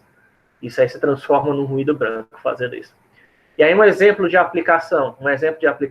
Isso aí é o site do que é um cara, pesquisador famoso em computação gráfica, é geração de planetas, tá? Dá para você fazer isso usando ruído branco. O que você faz? Você desenha uma esfera, certo? E a partir do centro dela, você lança um vetor aleatório, sorteia um vetor aleatório, né? E esse vetor, ele define um plano, né? Todo vetor, ele define um plano, certo? Todo plano, ele tem um vetor normal, que eu já expliquei para vocês, que é um vetor perpendicular ao plano, certo? Você sortear um vetor ali dentro, a partir do centro da esfera, você vai obter o quê? Um plano que corta a esfera ao meio, certo? Como se estivesse pegando a laranja, aí eu pego a faca aqui em alguma posição aleatória e corto ela passando pelo centro, tá? É isso que ele está fazendo aí. Ao sortear esse valor, sorteia um vetor e pega um plano que corta a esfera. É a mesma coisa pegar uma faca, pegar numa posição aleatória e cortar passando pelo centro. E aí o que você faz? Um lado, você vai aumentar a altura dos vértices, certo? E no outro lado, você vai diminuir a altura dos vértices, tá? Para uma quantidade pequena. Pode ser do dado, tá? Lembrar do dado? Pode ser de 1 a 6, né? Eu vou aumentar aqui, sei lá, de 6, e aqui eu vou diminuir de menos 6. Tem que ser a mesma proporção, tá? Sorteio um vetor aleatório, agora sorteio um valor aleatório para aumentar e diminuir. Não sei se precisa ser um valor aleatório, acho que pode ser um valor fixo. Talvez o valor fixo já dê certo. Enfim, mas aqui está que essa esfera original aqui está em preto, né? Eu não vou conseguir pegar perfeito não, tá? A esfera original aqui está em preto. Tentando seguir a linha. Aí tu vê que aqui, ó, ele diminuiu, né, ó. Certo? E aqui ele aumentou, ó. Ele quer dizer que o quê? Ele deslocou os vetores. Como é que você faz isso? É só pegar o ponto, quem é o vetor que ele, aquele ponto, qualquer ponto da superfície da esfera, e você colocar aquele ponto da superfície da esfera com o centro, isso aí dá um vetor. Usando esse vetor, você pode deslocar o ponto para ou para perto do centro, ou para longe do centro. É esse vetor que você usa, né? Para fazer isso. E aí o vetor original sorteado aleatoriamente é só para encontrar esse plano que corta, tá? A esfera. E aí você vai deslocar para cima, né? E esse aqui para baixo. Para cima e para baixo quer dizer para fora da esfera e para dentro da esfera. Certo? E aqui, por exemplo, é o resultado de uma iteração. Ó. O resultado de uma iteração, o que acontece? Se fosse uma esfera toda vermelha, o que vai acontecer? Mais escuro, porque você empurrou para dentro, né? E um pedaço vai ficar mais próximo da luz e um outro pedaço vai ficar mais longe da luz, né? Porque você empurrou para dentro. Então um pedaço vai ficar mais claro e outro pedaço vai ficar mais escuro. É o esperado isso aqui que aconteça, né? Não é nada de estranho. Sendo que aí isso aqui é só uma iteração, né? Iteração corte perfeita. Aqui é depois de 3 iterações. Olha o que aconteceu. Certo? Depois de 100 iterações, ainda dá para ver uns triângulozinhos aqui, tá? Que é desses vários, resultado desses vários cortes. Quando chega em 1000 iterações, você tem um planeta. Um planeta aleatório que você gerou, né? Você está gerando... É lógico que essas deformações você pode fazer só nas cores, tá? Na cor do planeta, ou você pode fazer essa deformação na geometria, né? É até interessante verificar qual é o resultado, se alguém quiser fazer, né? Eu estava até pensando nisso. Se alguém de vocês quiser ganhar, não sei quanto, 1 ponto na média, tá? Você conseguir implementar esse algoritmo para mim no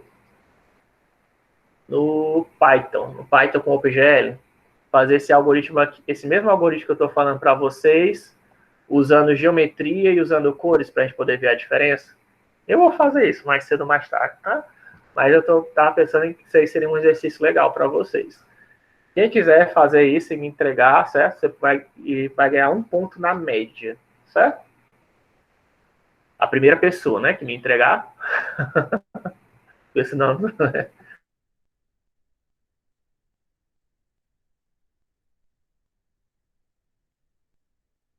tá?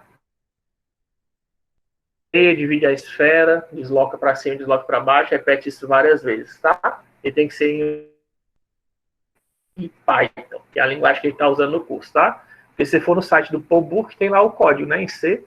Eu não quero em C, eu quero em Python, com OpenGL, que é o que a gente está estudando aqui. Você fazer esse gerar planetas, certo? Quem fizer isso, ganha 1.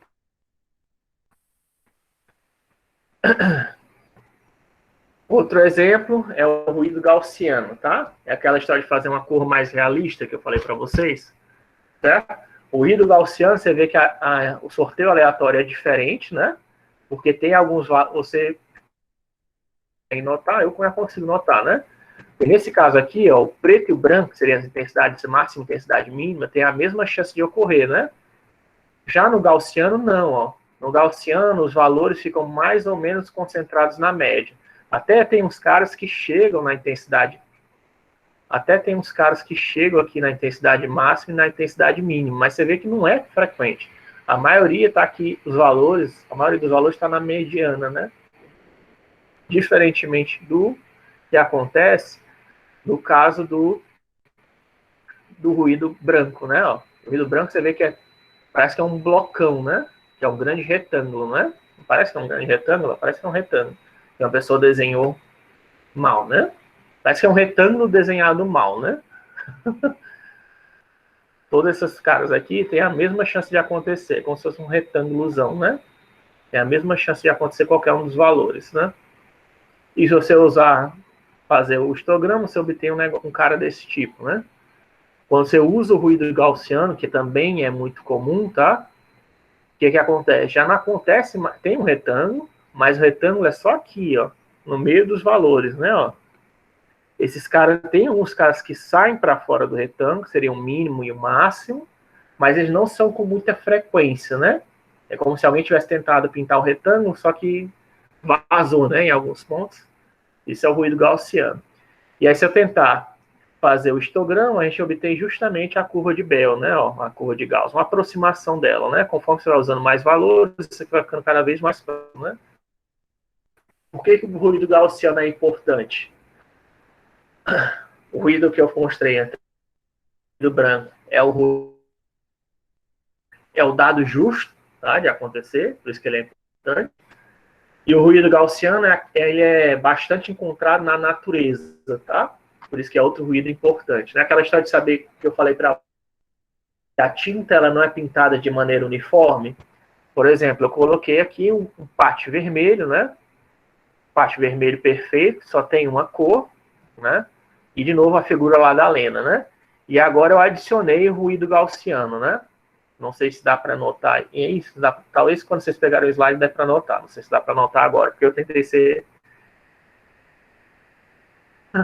Mas se dá para você prestar atenção e olhar de perto, quando eu tiver com o slide, você vai ver que aqui não é todo mundo ver. Aqui é todo mundo vermelho só, que eu tirei daquele chart de fotografia, né? O vermelho tal qual que pode ser. Esse é o vermelho que pode ser impresso no papel e que está no chart de fotografia para quando é o vermelho exibido no sol de meio-dia, tá?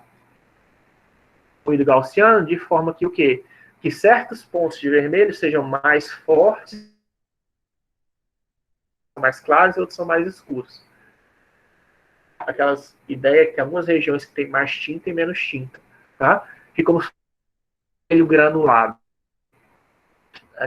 Olhando de longe, você não vai perceber adicionado tanto nesse vermelho aqui, como na foto da Lena. Isso dá a impressão qual é a impressão que isso dá? Que isso aqui é um vermelho que foi usado para pintar alguma coisa, e isso aqui dá a impressão que é uma pintura, né? Já dá a impressão melhor que é uma pintura. Se exagerar, tá, esse efeito, eu não quis exagerar para vocês verem, tentarem treinar o olho, né, para perceber. Mas é bem de leve, é só para você mostrar que quando você adiciona ruído, você adiciona pouco ruído, né? Você não adiciona muito ruído, não. Você adiciona pouco ruído para deixar a imagem mais realista, né? Certo? E faz diferença, tá? O seu cérebro nota, certo? Se prestar atenção, você vai ver que seu cérebro nota. Ele nota que tem alguma coisa de errado, que aqui está muito perfeito esse vermelho.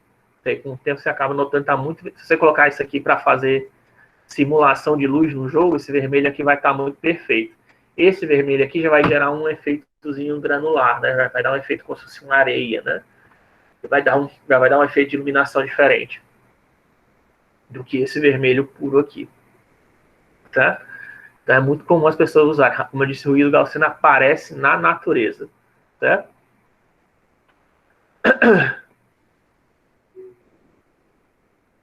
E o ruído gaussiano, né, porque ele é mais usado que o outro, porque o ruído gaussiano ele tende a manter os valores próximos da média, né? Porque se fosse um ruído qualquer, poderia aparecer aqui, por exemplo, o preto e o branco, né? No meio das cores, podia aparecer se fosse um ruído qualquer. Mas aqui não, como isso aqui é um ruído gaussiano, quer dizer que a maioria dos pontos vermelhos que eu estou usando, por isso que é difícil de encontrar a diferença. Porque a maioria dos tons de vermelho que eu estou usando são próximos da cor original, né? E todo o ruído que eu estou aplicando da cor original. Pode até o extremo, né? Do intervalo que eu estou usando. Mas não é frequente. Não é notar. Senão, se fosse, dava para notar. Ia ficar tipo. Ia acabar gerando o ruído salt and pepper, que eu falei para vocês, mas eu não coloquei aqui. Gera pontos pretos e brancos, né? Se eu estivesse usando todo o range, né? Mas eu não estou. Estou usando só um range próximo à cor original. Aí a gente falou dos tipos de mapeamento, né? Aí aqui tem as parametros. Quem são esses na aula? Que oração, hein? Ainda tem tempo, né? Já tem aquele mapeamento da aula passada. Né? Aqui é a parametrização da esfera, que a gente já discutiu na aula de interpolação, tá? Onde é que isso é usado? Isso é usado em Atlas e visitas a museus, né? Você deve ter visto aquele visita virtual, né? Você entra no museu, você pode olhar para cima, para baixo, para a esquerda e para a direita, né? Isso é um exemplo de mapeamento de textura, né? Porque o que foi que o cara fez ali? Ele colocou uma câmera que bateu... Isso aqui é da Capela Sistina, por exemplo, lá no Museu do Vaticano. O que foi que o cara fez? Não tinha ninguém, né, na sala. Ele colocou uma câmera lá e mandou a câmera bater fotos, né? Várias fotos em 180 graus, 360, gerando, pegando fotos de todo o ambiente. Depois ele só usou um software para unir aquelas fotos numa grande figura e poder fazer o mapeamento, né, da textura na esfera, né? Para poder fazer o mapeamento na esfera. Isso aqui é muito usado para museus. O Google Street View também usa isso, né? Fazer mapeamento de atlas, né? Pegar um mapa do mundo, né? Colocar todos os continentes lá também é a mesma parametrização. E a parametrização, isso aqui é UV Mapping, tá? Exemplo de UV Mapping. Só que você pode usar o UV Mapping no formato de cilindro, você pode usar no formato de esfera, de cilindro. O cilindro é usado normalmente para a visão panorâmica. Você só pode andar para um lado e para o outro, tá? Você vê, tem gente que faz isso. É como se o cara... Quem não tem câmera 360, né? Que é caro, câmera 360, você pode fazer no mínimo isso, tá? Da parametrização em cilindro. Você pega a câmera, taca lá no tripé, de preferência, né? E você começa a girar a câmera 180, tá? Visão panorâmica da região, certo? Você consegue... Você tirou fotos ou vídeo, consegue... panorama cilíndrico da região, né? Você colocar para que a pessoa entre ali naquele espaço depois virtual 3D e consiga olhar para a esquerda e para a direita, para ter a impressão que está no mesmo cenário, na mesma posição que você estava, que a câmera estava, quando tirou as fotos no cenário, tá? No YouTube você encontra muita gente fazendo isso. Visão panorâmica, sei lá, da Escócia, né? Visão panorâmica do museu tal, né? É exatamente isso. Você pega a câmera e vai girando 180 graus. Em jogos, né? Tem alguns jogos que também usam essa parametrização do cilindro, que é aqueles jogos que você não pode olhar para cima e para baixo, só pode olhar para a esquerda e para a direita. São jogos antigos, né, em geral. E HDRIs, tá? HDRIs, que é High Dynamic Range Images, são feitos com esse objetivo, certo? HDRIs são imagens de que você usa de fundo. Lembra que eu falei para vocês lá na aula de cores, que tem lá um fator daquela equação, que é a cor ambiente. A cor que é proveniente do sol, né? Que eu falo, que depende da temperatura do dia e tal. Que você mesmo aí dentro do seu quadro, da sua casa, tem cores que estão sendo projetadas em você que vêm do cenário à sua volta, né? Então, para você obter um cenário mais realista, uma simulação mais realista, é muito comum as pessoas usarem um HDRI, colocar uma imagem de fundo que seja compatível com o cenário que você está criando. Uma imagem panorâmica é o ideal, né? Que é aquela imagem 180, né? Pelo menos. Que vai fazer o quê? Você vai usar isso para projetar luz a partir da imagem, tá? É para isso que serve o HDRI. Em vez de você tentar ficar adivinhando, eu acho que o sol é branco, eu acho que o sol é amarelo, não, acho que no dia, na hora tal, uma temperatura, devia ser mais ou menos essa. Em vez de você ficar tentando imaginar iluminações, tudo bem, Jonas?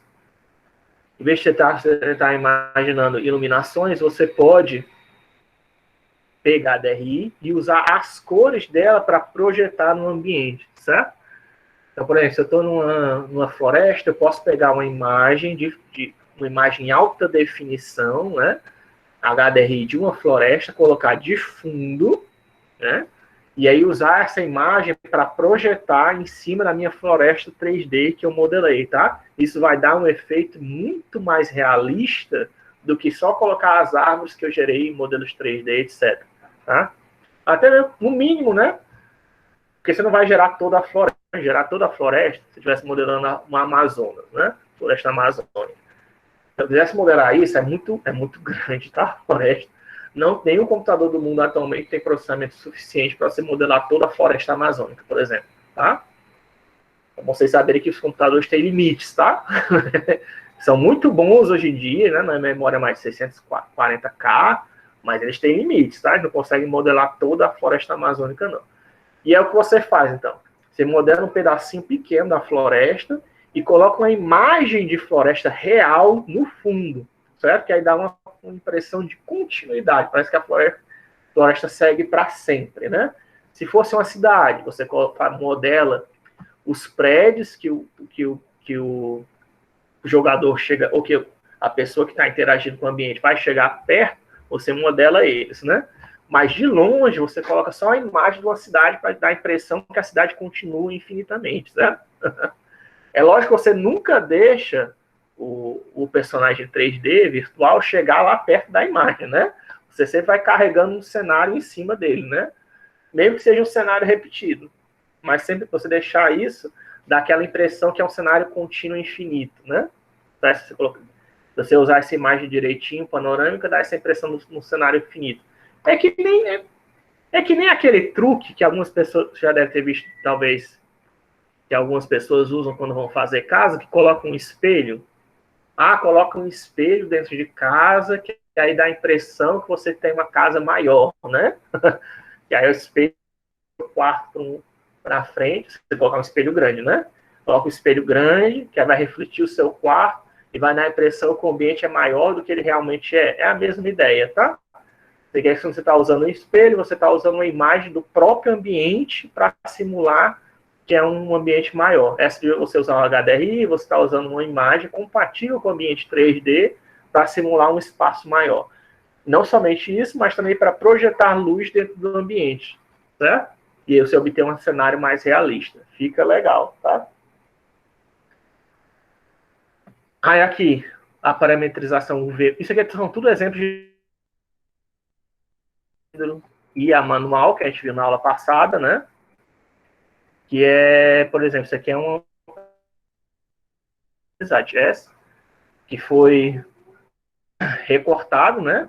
Acho que foi ilhas de textura, tá vendo? São aqueles blocos, são esses blocos aqui de textura isolados, ó. Né? Isso aqui é o rosto dela, perna, isso aqui é a outra perna dela, certo? Isso aqui são as ilhas de textura, né? Que foi recortado no modelo 3D e depois ele mapeou as texturas, né? Dá uma foto, baseado numa foto. Em fotos, você consegue 3D, tá? Uma pessoa, você pode tirar várias fotos em volta dela, você constrói o modelo 3D e você pode usar essas mesmas fotos que você tirou, não apenas para construir um modelo 3D, mas para texturas, para fazer a texturização, né? É? E foi o que o cara fez aqui nesse caso, né? Usando a texturização UV Map, né? Mas para uma parametrização manual existe, você já disse que é melhor, porque o pessoal usa aquelas outras parametrizações da esfera, do cilindro e tal. Ou então aquela outra, né, que eu mostrei do Smart UV, porque tem certas horas, enfim, se você está preocupado em fazer um modelo bonito, né, tal, você vai fazer esse manual, tá? Tudo bem, Vitor. Mas às vezes, quando você for trabalhar profissionalmente, né, você quer eficiência, né? Você tem, o seu patrão, o seu chefe quer que você faça, sei lá, a texturização de 20 modelos. Aí você vai fazer manualmente aqueles 20 modelos? Você não vai, né? Talvez até um ou outro que seja específico para impressionar um cliente, você faça na mão, né? Mas os outros, você roda um algoritmo automático, né? Que nem, no caso ali, visita virtual para o museu, né? Visita virtual para o museu, você só quer dar impressão para o cara que ele está no ambiente, né? Você não está preocupado se ele vai sentir, é só para dar a ilusão que ele está presente realmente no ambiente, né? Mas ele não vai, tipo assim, para todos os lugares do museu que ele tirou foto 360, ele vai lá construir manualmente, né? O processo de texturização UV, né? Isso aí daria um trabalho. Ficaria melhor, tá? Ficaria melhor, porque você vê que tanto a parametrização de cilindro e parametrização de esfera tem aquelas distorções, né? Eu já discuti. Todo o processo de texturização tem a distorção. Você fazendo manual, você consegue evitar as distorções, né? Como nesse caso aqui, para fazer um negócio, um modelo realista de uma pessoa, né? É bom você fazer manual para evitar distorções, porque se não tivesse uma distorção no rosto dela ou no joelho dela, a gente ia notar de cara, né? Que é um ser humano, a gente sabe, não, um ser humano não tem um joelho assim, né? O ser humano não tem um nariz assim, todo, né? Não existe isso, né? Mas para o museu, né? A pessoa tá mais focada, de repente, nas artes que tem lá dentro, né? Se tiver uma parede meio torta, ninguém vai ligar para isso, né? Então você taca logo lá a parametrização de esferas, e isso já dá trabalho, né? Fazer essa parametrização, tirar, ela já trabalho, já dá um trabalho imenso. Você ir no museu, tirar as fotos com a câmera 360, aí unir elas, fazer a parametrização, isso já é um trabalho monstruoso. Se você fosse fazer trabalho manual, ia dar um trabalho ainda maior, né? E talvez algumas pessoas nem iam notar a diferença, né? Ainda tem algumas pessoas que nem iam notar a diferença. Por quê? Porque as pessoas do museu estão focadas em olhar para as obras de arte, né? Não para ver, deixa eu procurar defeitos aqui, né? Para ver o que foi que eles fizeram para enganar no tour virtual, né? Ninguém vai fazer isso, né? A não ser a gente, né? Que conhece a área e tá procurando, deixa eu ver aqui os defeitos, né? Olha aqui o defeito, né? Para mostrar para os alunos, né? Enfim, parametrização UV. Que horas são, hein? Acho que já tá na hora, né? 3h05. Só para essas partes de texturização, tipos de texturização, né? Que a gente passou muito tempo no ruído de Perlin, mas vale a pena explicar o ruído de Perlin. Eu vou mostrar o algoritmo para vocês, tá? É um efeito importante e foi inventado em 1985, pessoal. E tem gente que não sabe, tá? Usar ele ainda.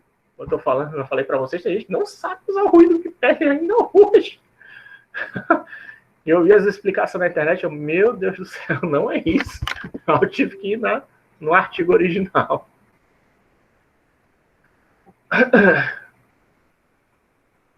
Isso acontece, tá? Não é só com isso, não. Tem também um algoritmo lá de redes também, que é famoso que só, e maioria tem muita gente explicando também ele de forma errada na internet. Aí você vai atrás do paper original, lê, aí você vê, foi porque o cara deixou dúbio, né? E tal, blá, blá, blá.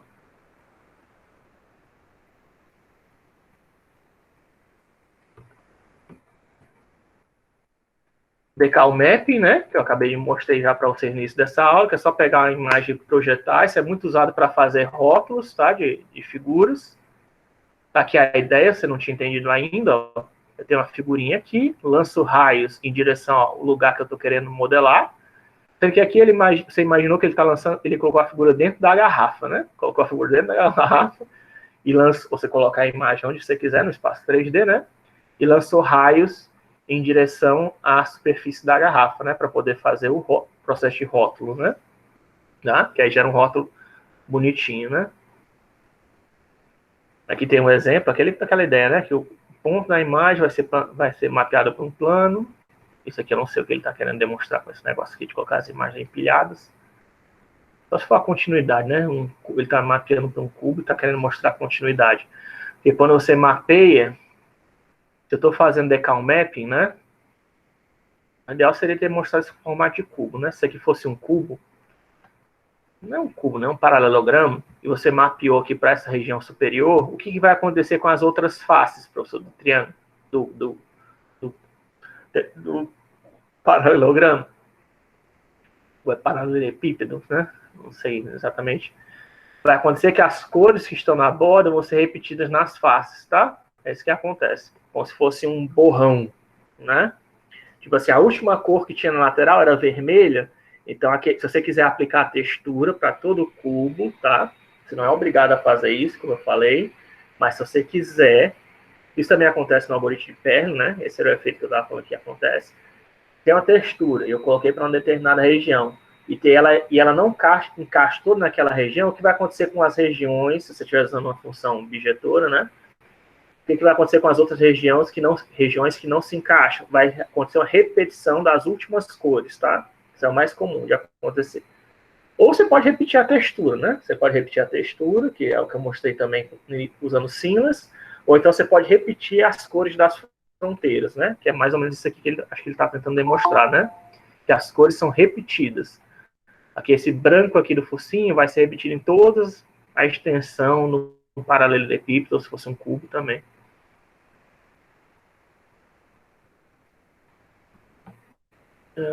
Apagar.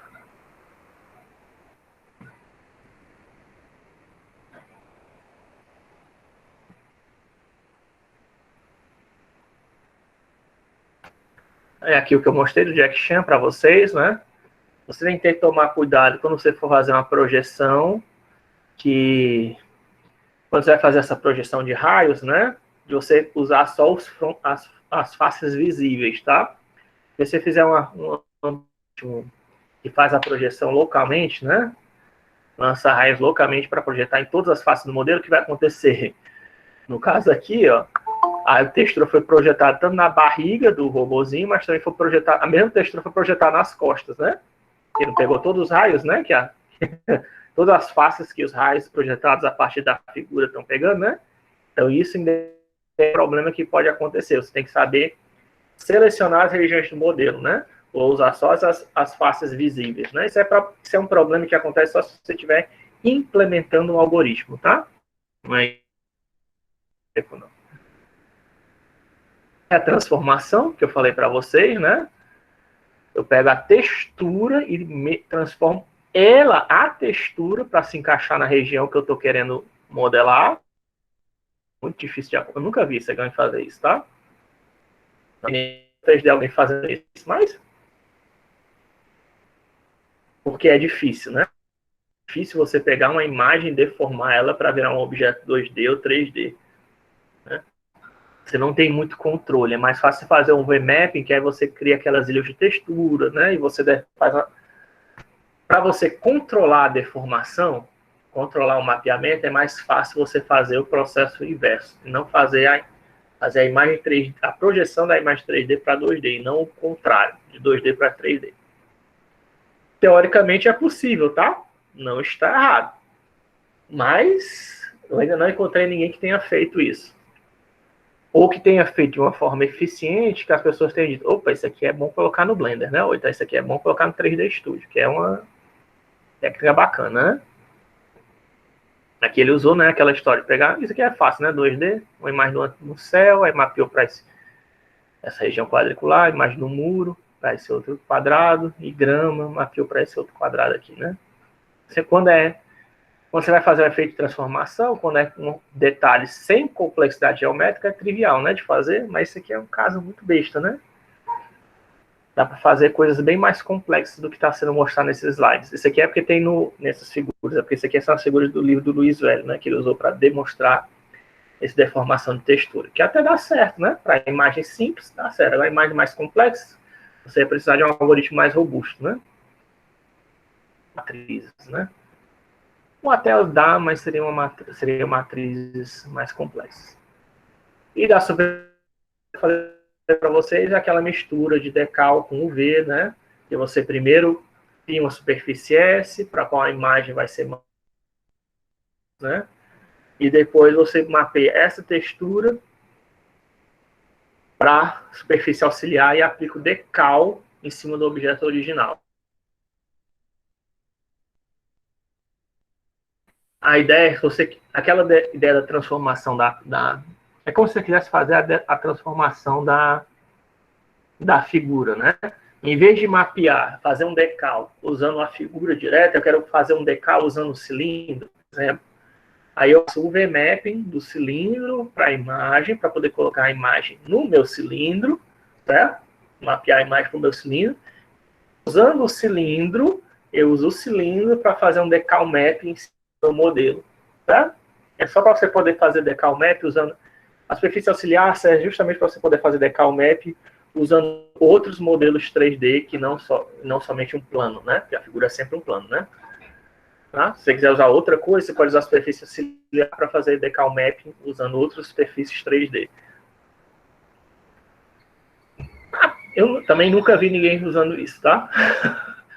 Eu até consigo imaginar algumas utilidades para isso, né? Talvez para usar HDRI, talvez isso seja efeito legal, né? Tem alguns efeitos específicos, né? Efeito de espelho,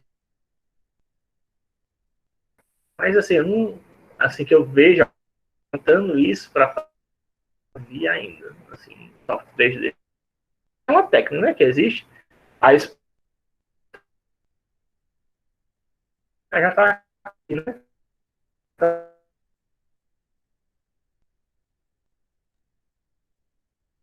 É que tem as linhas, né? Deformação, que é que você quer que os objetos tenham mais ou menos o mesmo tamanho, né? Quantidade de cores tem a ver com as fronteiras, é também a mesma coisa de continuidade, né? São dois elementos repetidos, né? E alias seria ter que eles têm a mesma, né? Para você não criar formatos que aquela história de um quadrado parecer de formato um triângulo, né? Que isso aí pode causar problemas. Corrigido nesse slide, tá? Mas são problemas que eu já discuti para vocês. O que está dizendo são os problemas de você não seguir aquelas 3 regras, né? De não ter continuidade, quer dizer, que não usar texturas seamless, o seu mapeamento não ser, seus objetos do mapeamento não ter o mesmo tamanho, vai causar esses problemas de formação, de quantidade de cores, ou então os objetos não terem o mesmo formato, né? Não terem aproximadamente o mesmo formato, vai causar problema de alias, tá? São os problemas que dá. Acho que eu vou transformar esse slide para dizer quais são os requisitos das texturas, que aí fica melhor, né? Porque os problemas, né? É muito genérico assim, né? Para quê que eu quero saber isso, né? Eu quero saber quais são os requisitos para não causar problemas, né? É mais útil, né? Vocês saberem quais são os requisitos para não causar problemas do que saber quais são os problemas. Então, eu vou mudar esse slide, tá? E aí, na aula que vem, né? Na aula de segunda que vem, a gente vai continuar falando sobre outros mapeamentos normais de textura, né? Todas as texturas que a gente falou, os mapeamentos de ruído, esses decal map, o mais usado é aqui o VMap, né, que é a parametrização, são os mais comuns de você encontrar, aqueles outros dois eu falei só para conhecimento geral, você encontra em artigo científico, pronto, você encontra em artigo científico, mas em software implementado, o dia a dia é difícil, ainda não ficou, a técnica ainda não ficou legal o suficiente para ver num 3D Max, ou num AutoCAD, coisa do tipo. Enfim, só que não existe só isso, né? Existem outras texturizações que a gente usa, né? Existe, quer dizer, as pessoas tá errado, tá? É o mapa de normais, né? O mapa de espelhamentos, tem outros tipos de textura, né? Que de forma genérica a gente pode chamar de texturas existem e que são modelo PBR, né? O modelo PBR, então, na internet, né? O modelo PBR realista tem várias, né? Várias imagens, vai dizer, vixe, mas o professor só falou da cor, que várias outras imagens são essas, né? Que tá vindo aqui junto com a minha textura. É isso que a gente vai discutir na aula de segunda-feira, tá? Quem são essas outras imagens que vêm quando você baixa uma textura lá daquele site do Pixel, ou então do CCO Textures, tá? Lá no final dos slides eu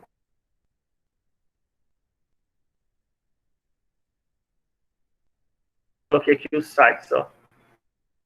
CG, é porque mudou, tá? Eu não sabia que tinha mudado o endereço.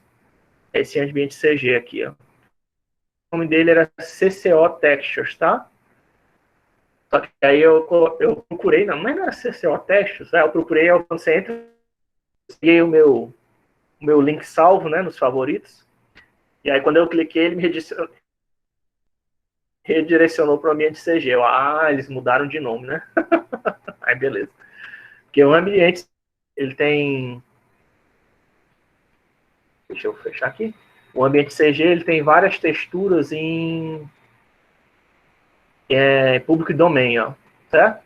Quando vocês forem procurar materiais para usar em um jogo, um trabalho, seja lá o que for, 3D, é bom, 2D ou 3D, é bom você sempre usar por materiais, tá? De domínio público, porque domínio público quer dizer que você pode usar aquilo para qualquer coisa, você não precisa pagar direitos autorais para ninguém.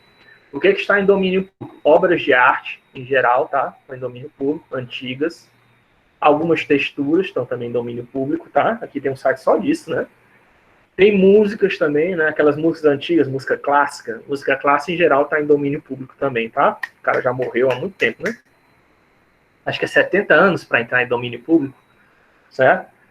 Se não for domínio público, tem o que também? Qual outra alternativa? É procurar músicas do tipo, ou músicas, imagens do tipo royalty free, tá?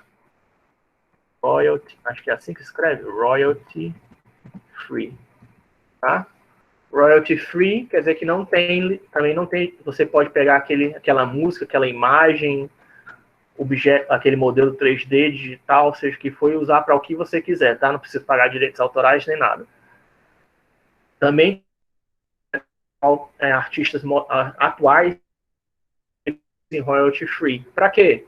Porque aí você pode pegar o material dele, né? Ver, isso aqui é legal, isso aqui não é legal. Se você quiser, você pode começar a comprar coisas dele, né? É como se fosse a amostra grátis, né? O royalty free, imagine que é a amostra grátis, tá? Que as pessoas fazem, as pessoas atualmente fazem para distribuir sua música, sua arte, etc. E tem outras licenças, tá? Aí outras licenças que você pode pegar é a Creative Commons e a GPL, tá? Creative Commons depende, aí você tem que olhar quais são, o autor limita quais são os direitos que você pode usar, certo? Royalty free, tá? Libera para tudo, mas nem todos são assim. Às vezes é tipo, você pode usar para tudo, seja para fins comerciais, desde que o seu produto não vá para vender, né? Porque se for para vender, aí o autor vai querer uma parte da grana para ele também, né? Porque está usando meu produto para vender. E GPL é que nem é outra parecido com royalty free, só que tem uma GPL é gratuito para você fazer o que você quiser, só que você tem que colocar o nome, você é obrigado a dizer quem foi que fez, tá? Se eu publico um programa em GPL, vocês podem usar para vender, para fazer o que quiser, tipo lá do Perlin, né? Vocês podem fazer o que vocês quiserem com ele. Só que se vocês forem usar ele para usar num programa de vocês, tem que colocar feito pelo professor Rafael Vieira, né? Não precisa ser professor, né? Feito por Rafael Vieira, né? E se você modificou, você tem que dizer modificado por mim, né? Você coloca o seu nome, né? É só isso que a GPL ela só garante que a autoria não se perca, tá? Por isso que é diferente do royalty free, porque o royalty free nem autoria você precisa dizer quem foi que fez, né? Não precisa dizer. No GPL você é obrigado a dizer quem foi que fez, mas você pode usar para o que você quiser. Aí o Creative Commons aí é variado, tá? Depende. Tem alguns usos que você pode fazer, tem alguns outros não. Você tem que ler o que o autor permitiu você fazer. Tem outras licenças, tá? Processo de licenciamento de software, de componentes digitais, mas essas aqui são as mais usadas. O resto é copyright, né? Se não tiver nenhuma dessas, normalmente é copyright. Aí copyright quer dizer que você não pode fazer nada. Se não tiver alguma dessas licenças, qual é o problema? Por que eu estou falando delas? Quer dizer que você não pode fazer nada sem permitir sem falar com o autor, tá? Eu quero pegar um livro do, por exemplo, Leandro Carnal, que é um professor de história, e eu quero, sei lá, imprimir ele na internet, né? Eu quero colocar uma versão digital na internet. Eu não posso, tá? Eu tenho que falar com o Leandro Carnal, dizer, cara, eu posso pegar o seu livro, digitalizar, fazer isso, isso, isso. Eu quero usar o livro dele para fazer, sei lá, alguma manipulação digital para mostrar para vocês algum efeito. Eu tenho que ir lá, pedir permissão para ele, babá, certo? Ou então, quem mais? O Mob, né? Mob, um músico, né? Ele fez uma opção de música, né? Legal. Eu quero usar a música dele, eu não posso, tá? É copyright. Eu tenho que ir lá para ele, aí, Mob, né? Eu posso usar uma música você, que eu vou fazer um vídeo assim, um vídeo assado e tal. Aí você disser que pode, beleza. Aí você guarda, né, um e-mail dizendo que ele permitiu, não tem problema, tá? Mas você precisa da permissão do autor. Qualquer artigo que você queira usar, ou então, né, uma arte que você acha legal, você pode até usar, tem. Aí depende do artista, né? Tem artistas que eles são bem legais, assim, tá? Eles querem divulgar a arte deles, né? Você disser, não, eu tô fazendo trabalho, quero usar isso e tal, eles não tem problema. Mas tem outros que não. Se você quiser usar, você tem que pagar, né? Enfim. Uma taxa em cima de tudo. Depende da pessoa, né? Depende do artista. Ou da pessoa, do desenvolvedor também, se for um modelo 3D, né? O que foi. Você tem que ir atrás, entrar em contato por e-mail, por telefone, ou seja lá por WhatsApp, né? De algum jeito entrar em contato para saber o que você pode fazer. Se tiver essas 3 licenças, como eu disse, royalty free, você faz o que você quiser. Public domain também, você faz o que você quiser. GPL, você faz o que você quiser, mas você tem que dizer quem foi que fez. E o Creative Commons aí depende, né? Em geral, você pode fazer o que você quiser, você só não pode vender, tá? Essa aí é a licença mais usada, é essa. Você pode fazer o que você quiser, menos portfólio, beleza. Você quer vender? Não. Aí você tem que pagar para o cara. Ok? Então, com isso, a gente acaba a aula de hoje. A gente termina a textura na segunda-feira, certamente, tá? E aí a gente começa a próxima aula. A próxima.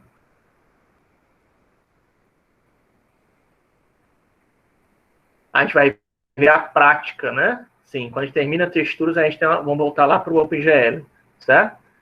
Na próxima segunda-feira, a texturas, a gente vai finalmente voltar para o OpenGL, que eu vou mostrar para vocês como é que usa textura.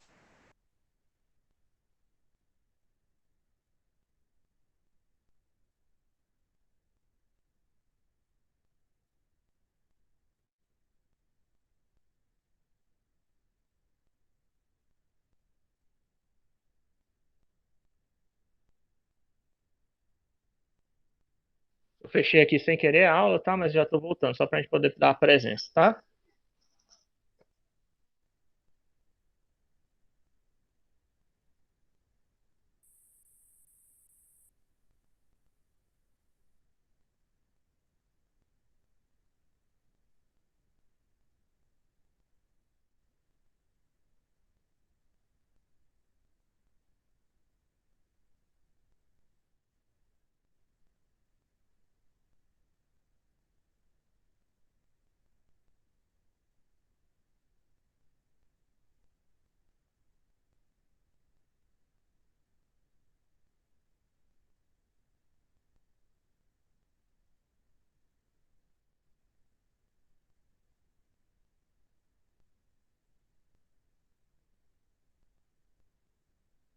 Pronto, estou de volta. Só tirar aqui a presença.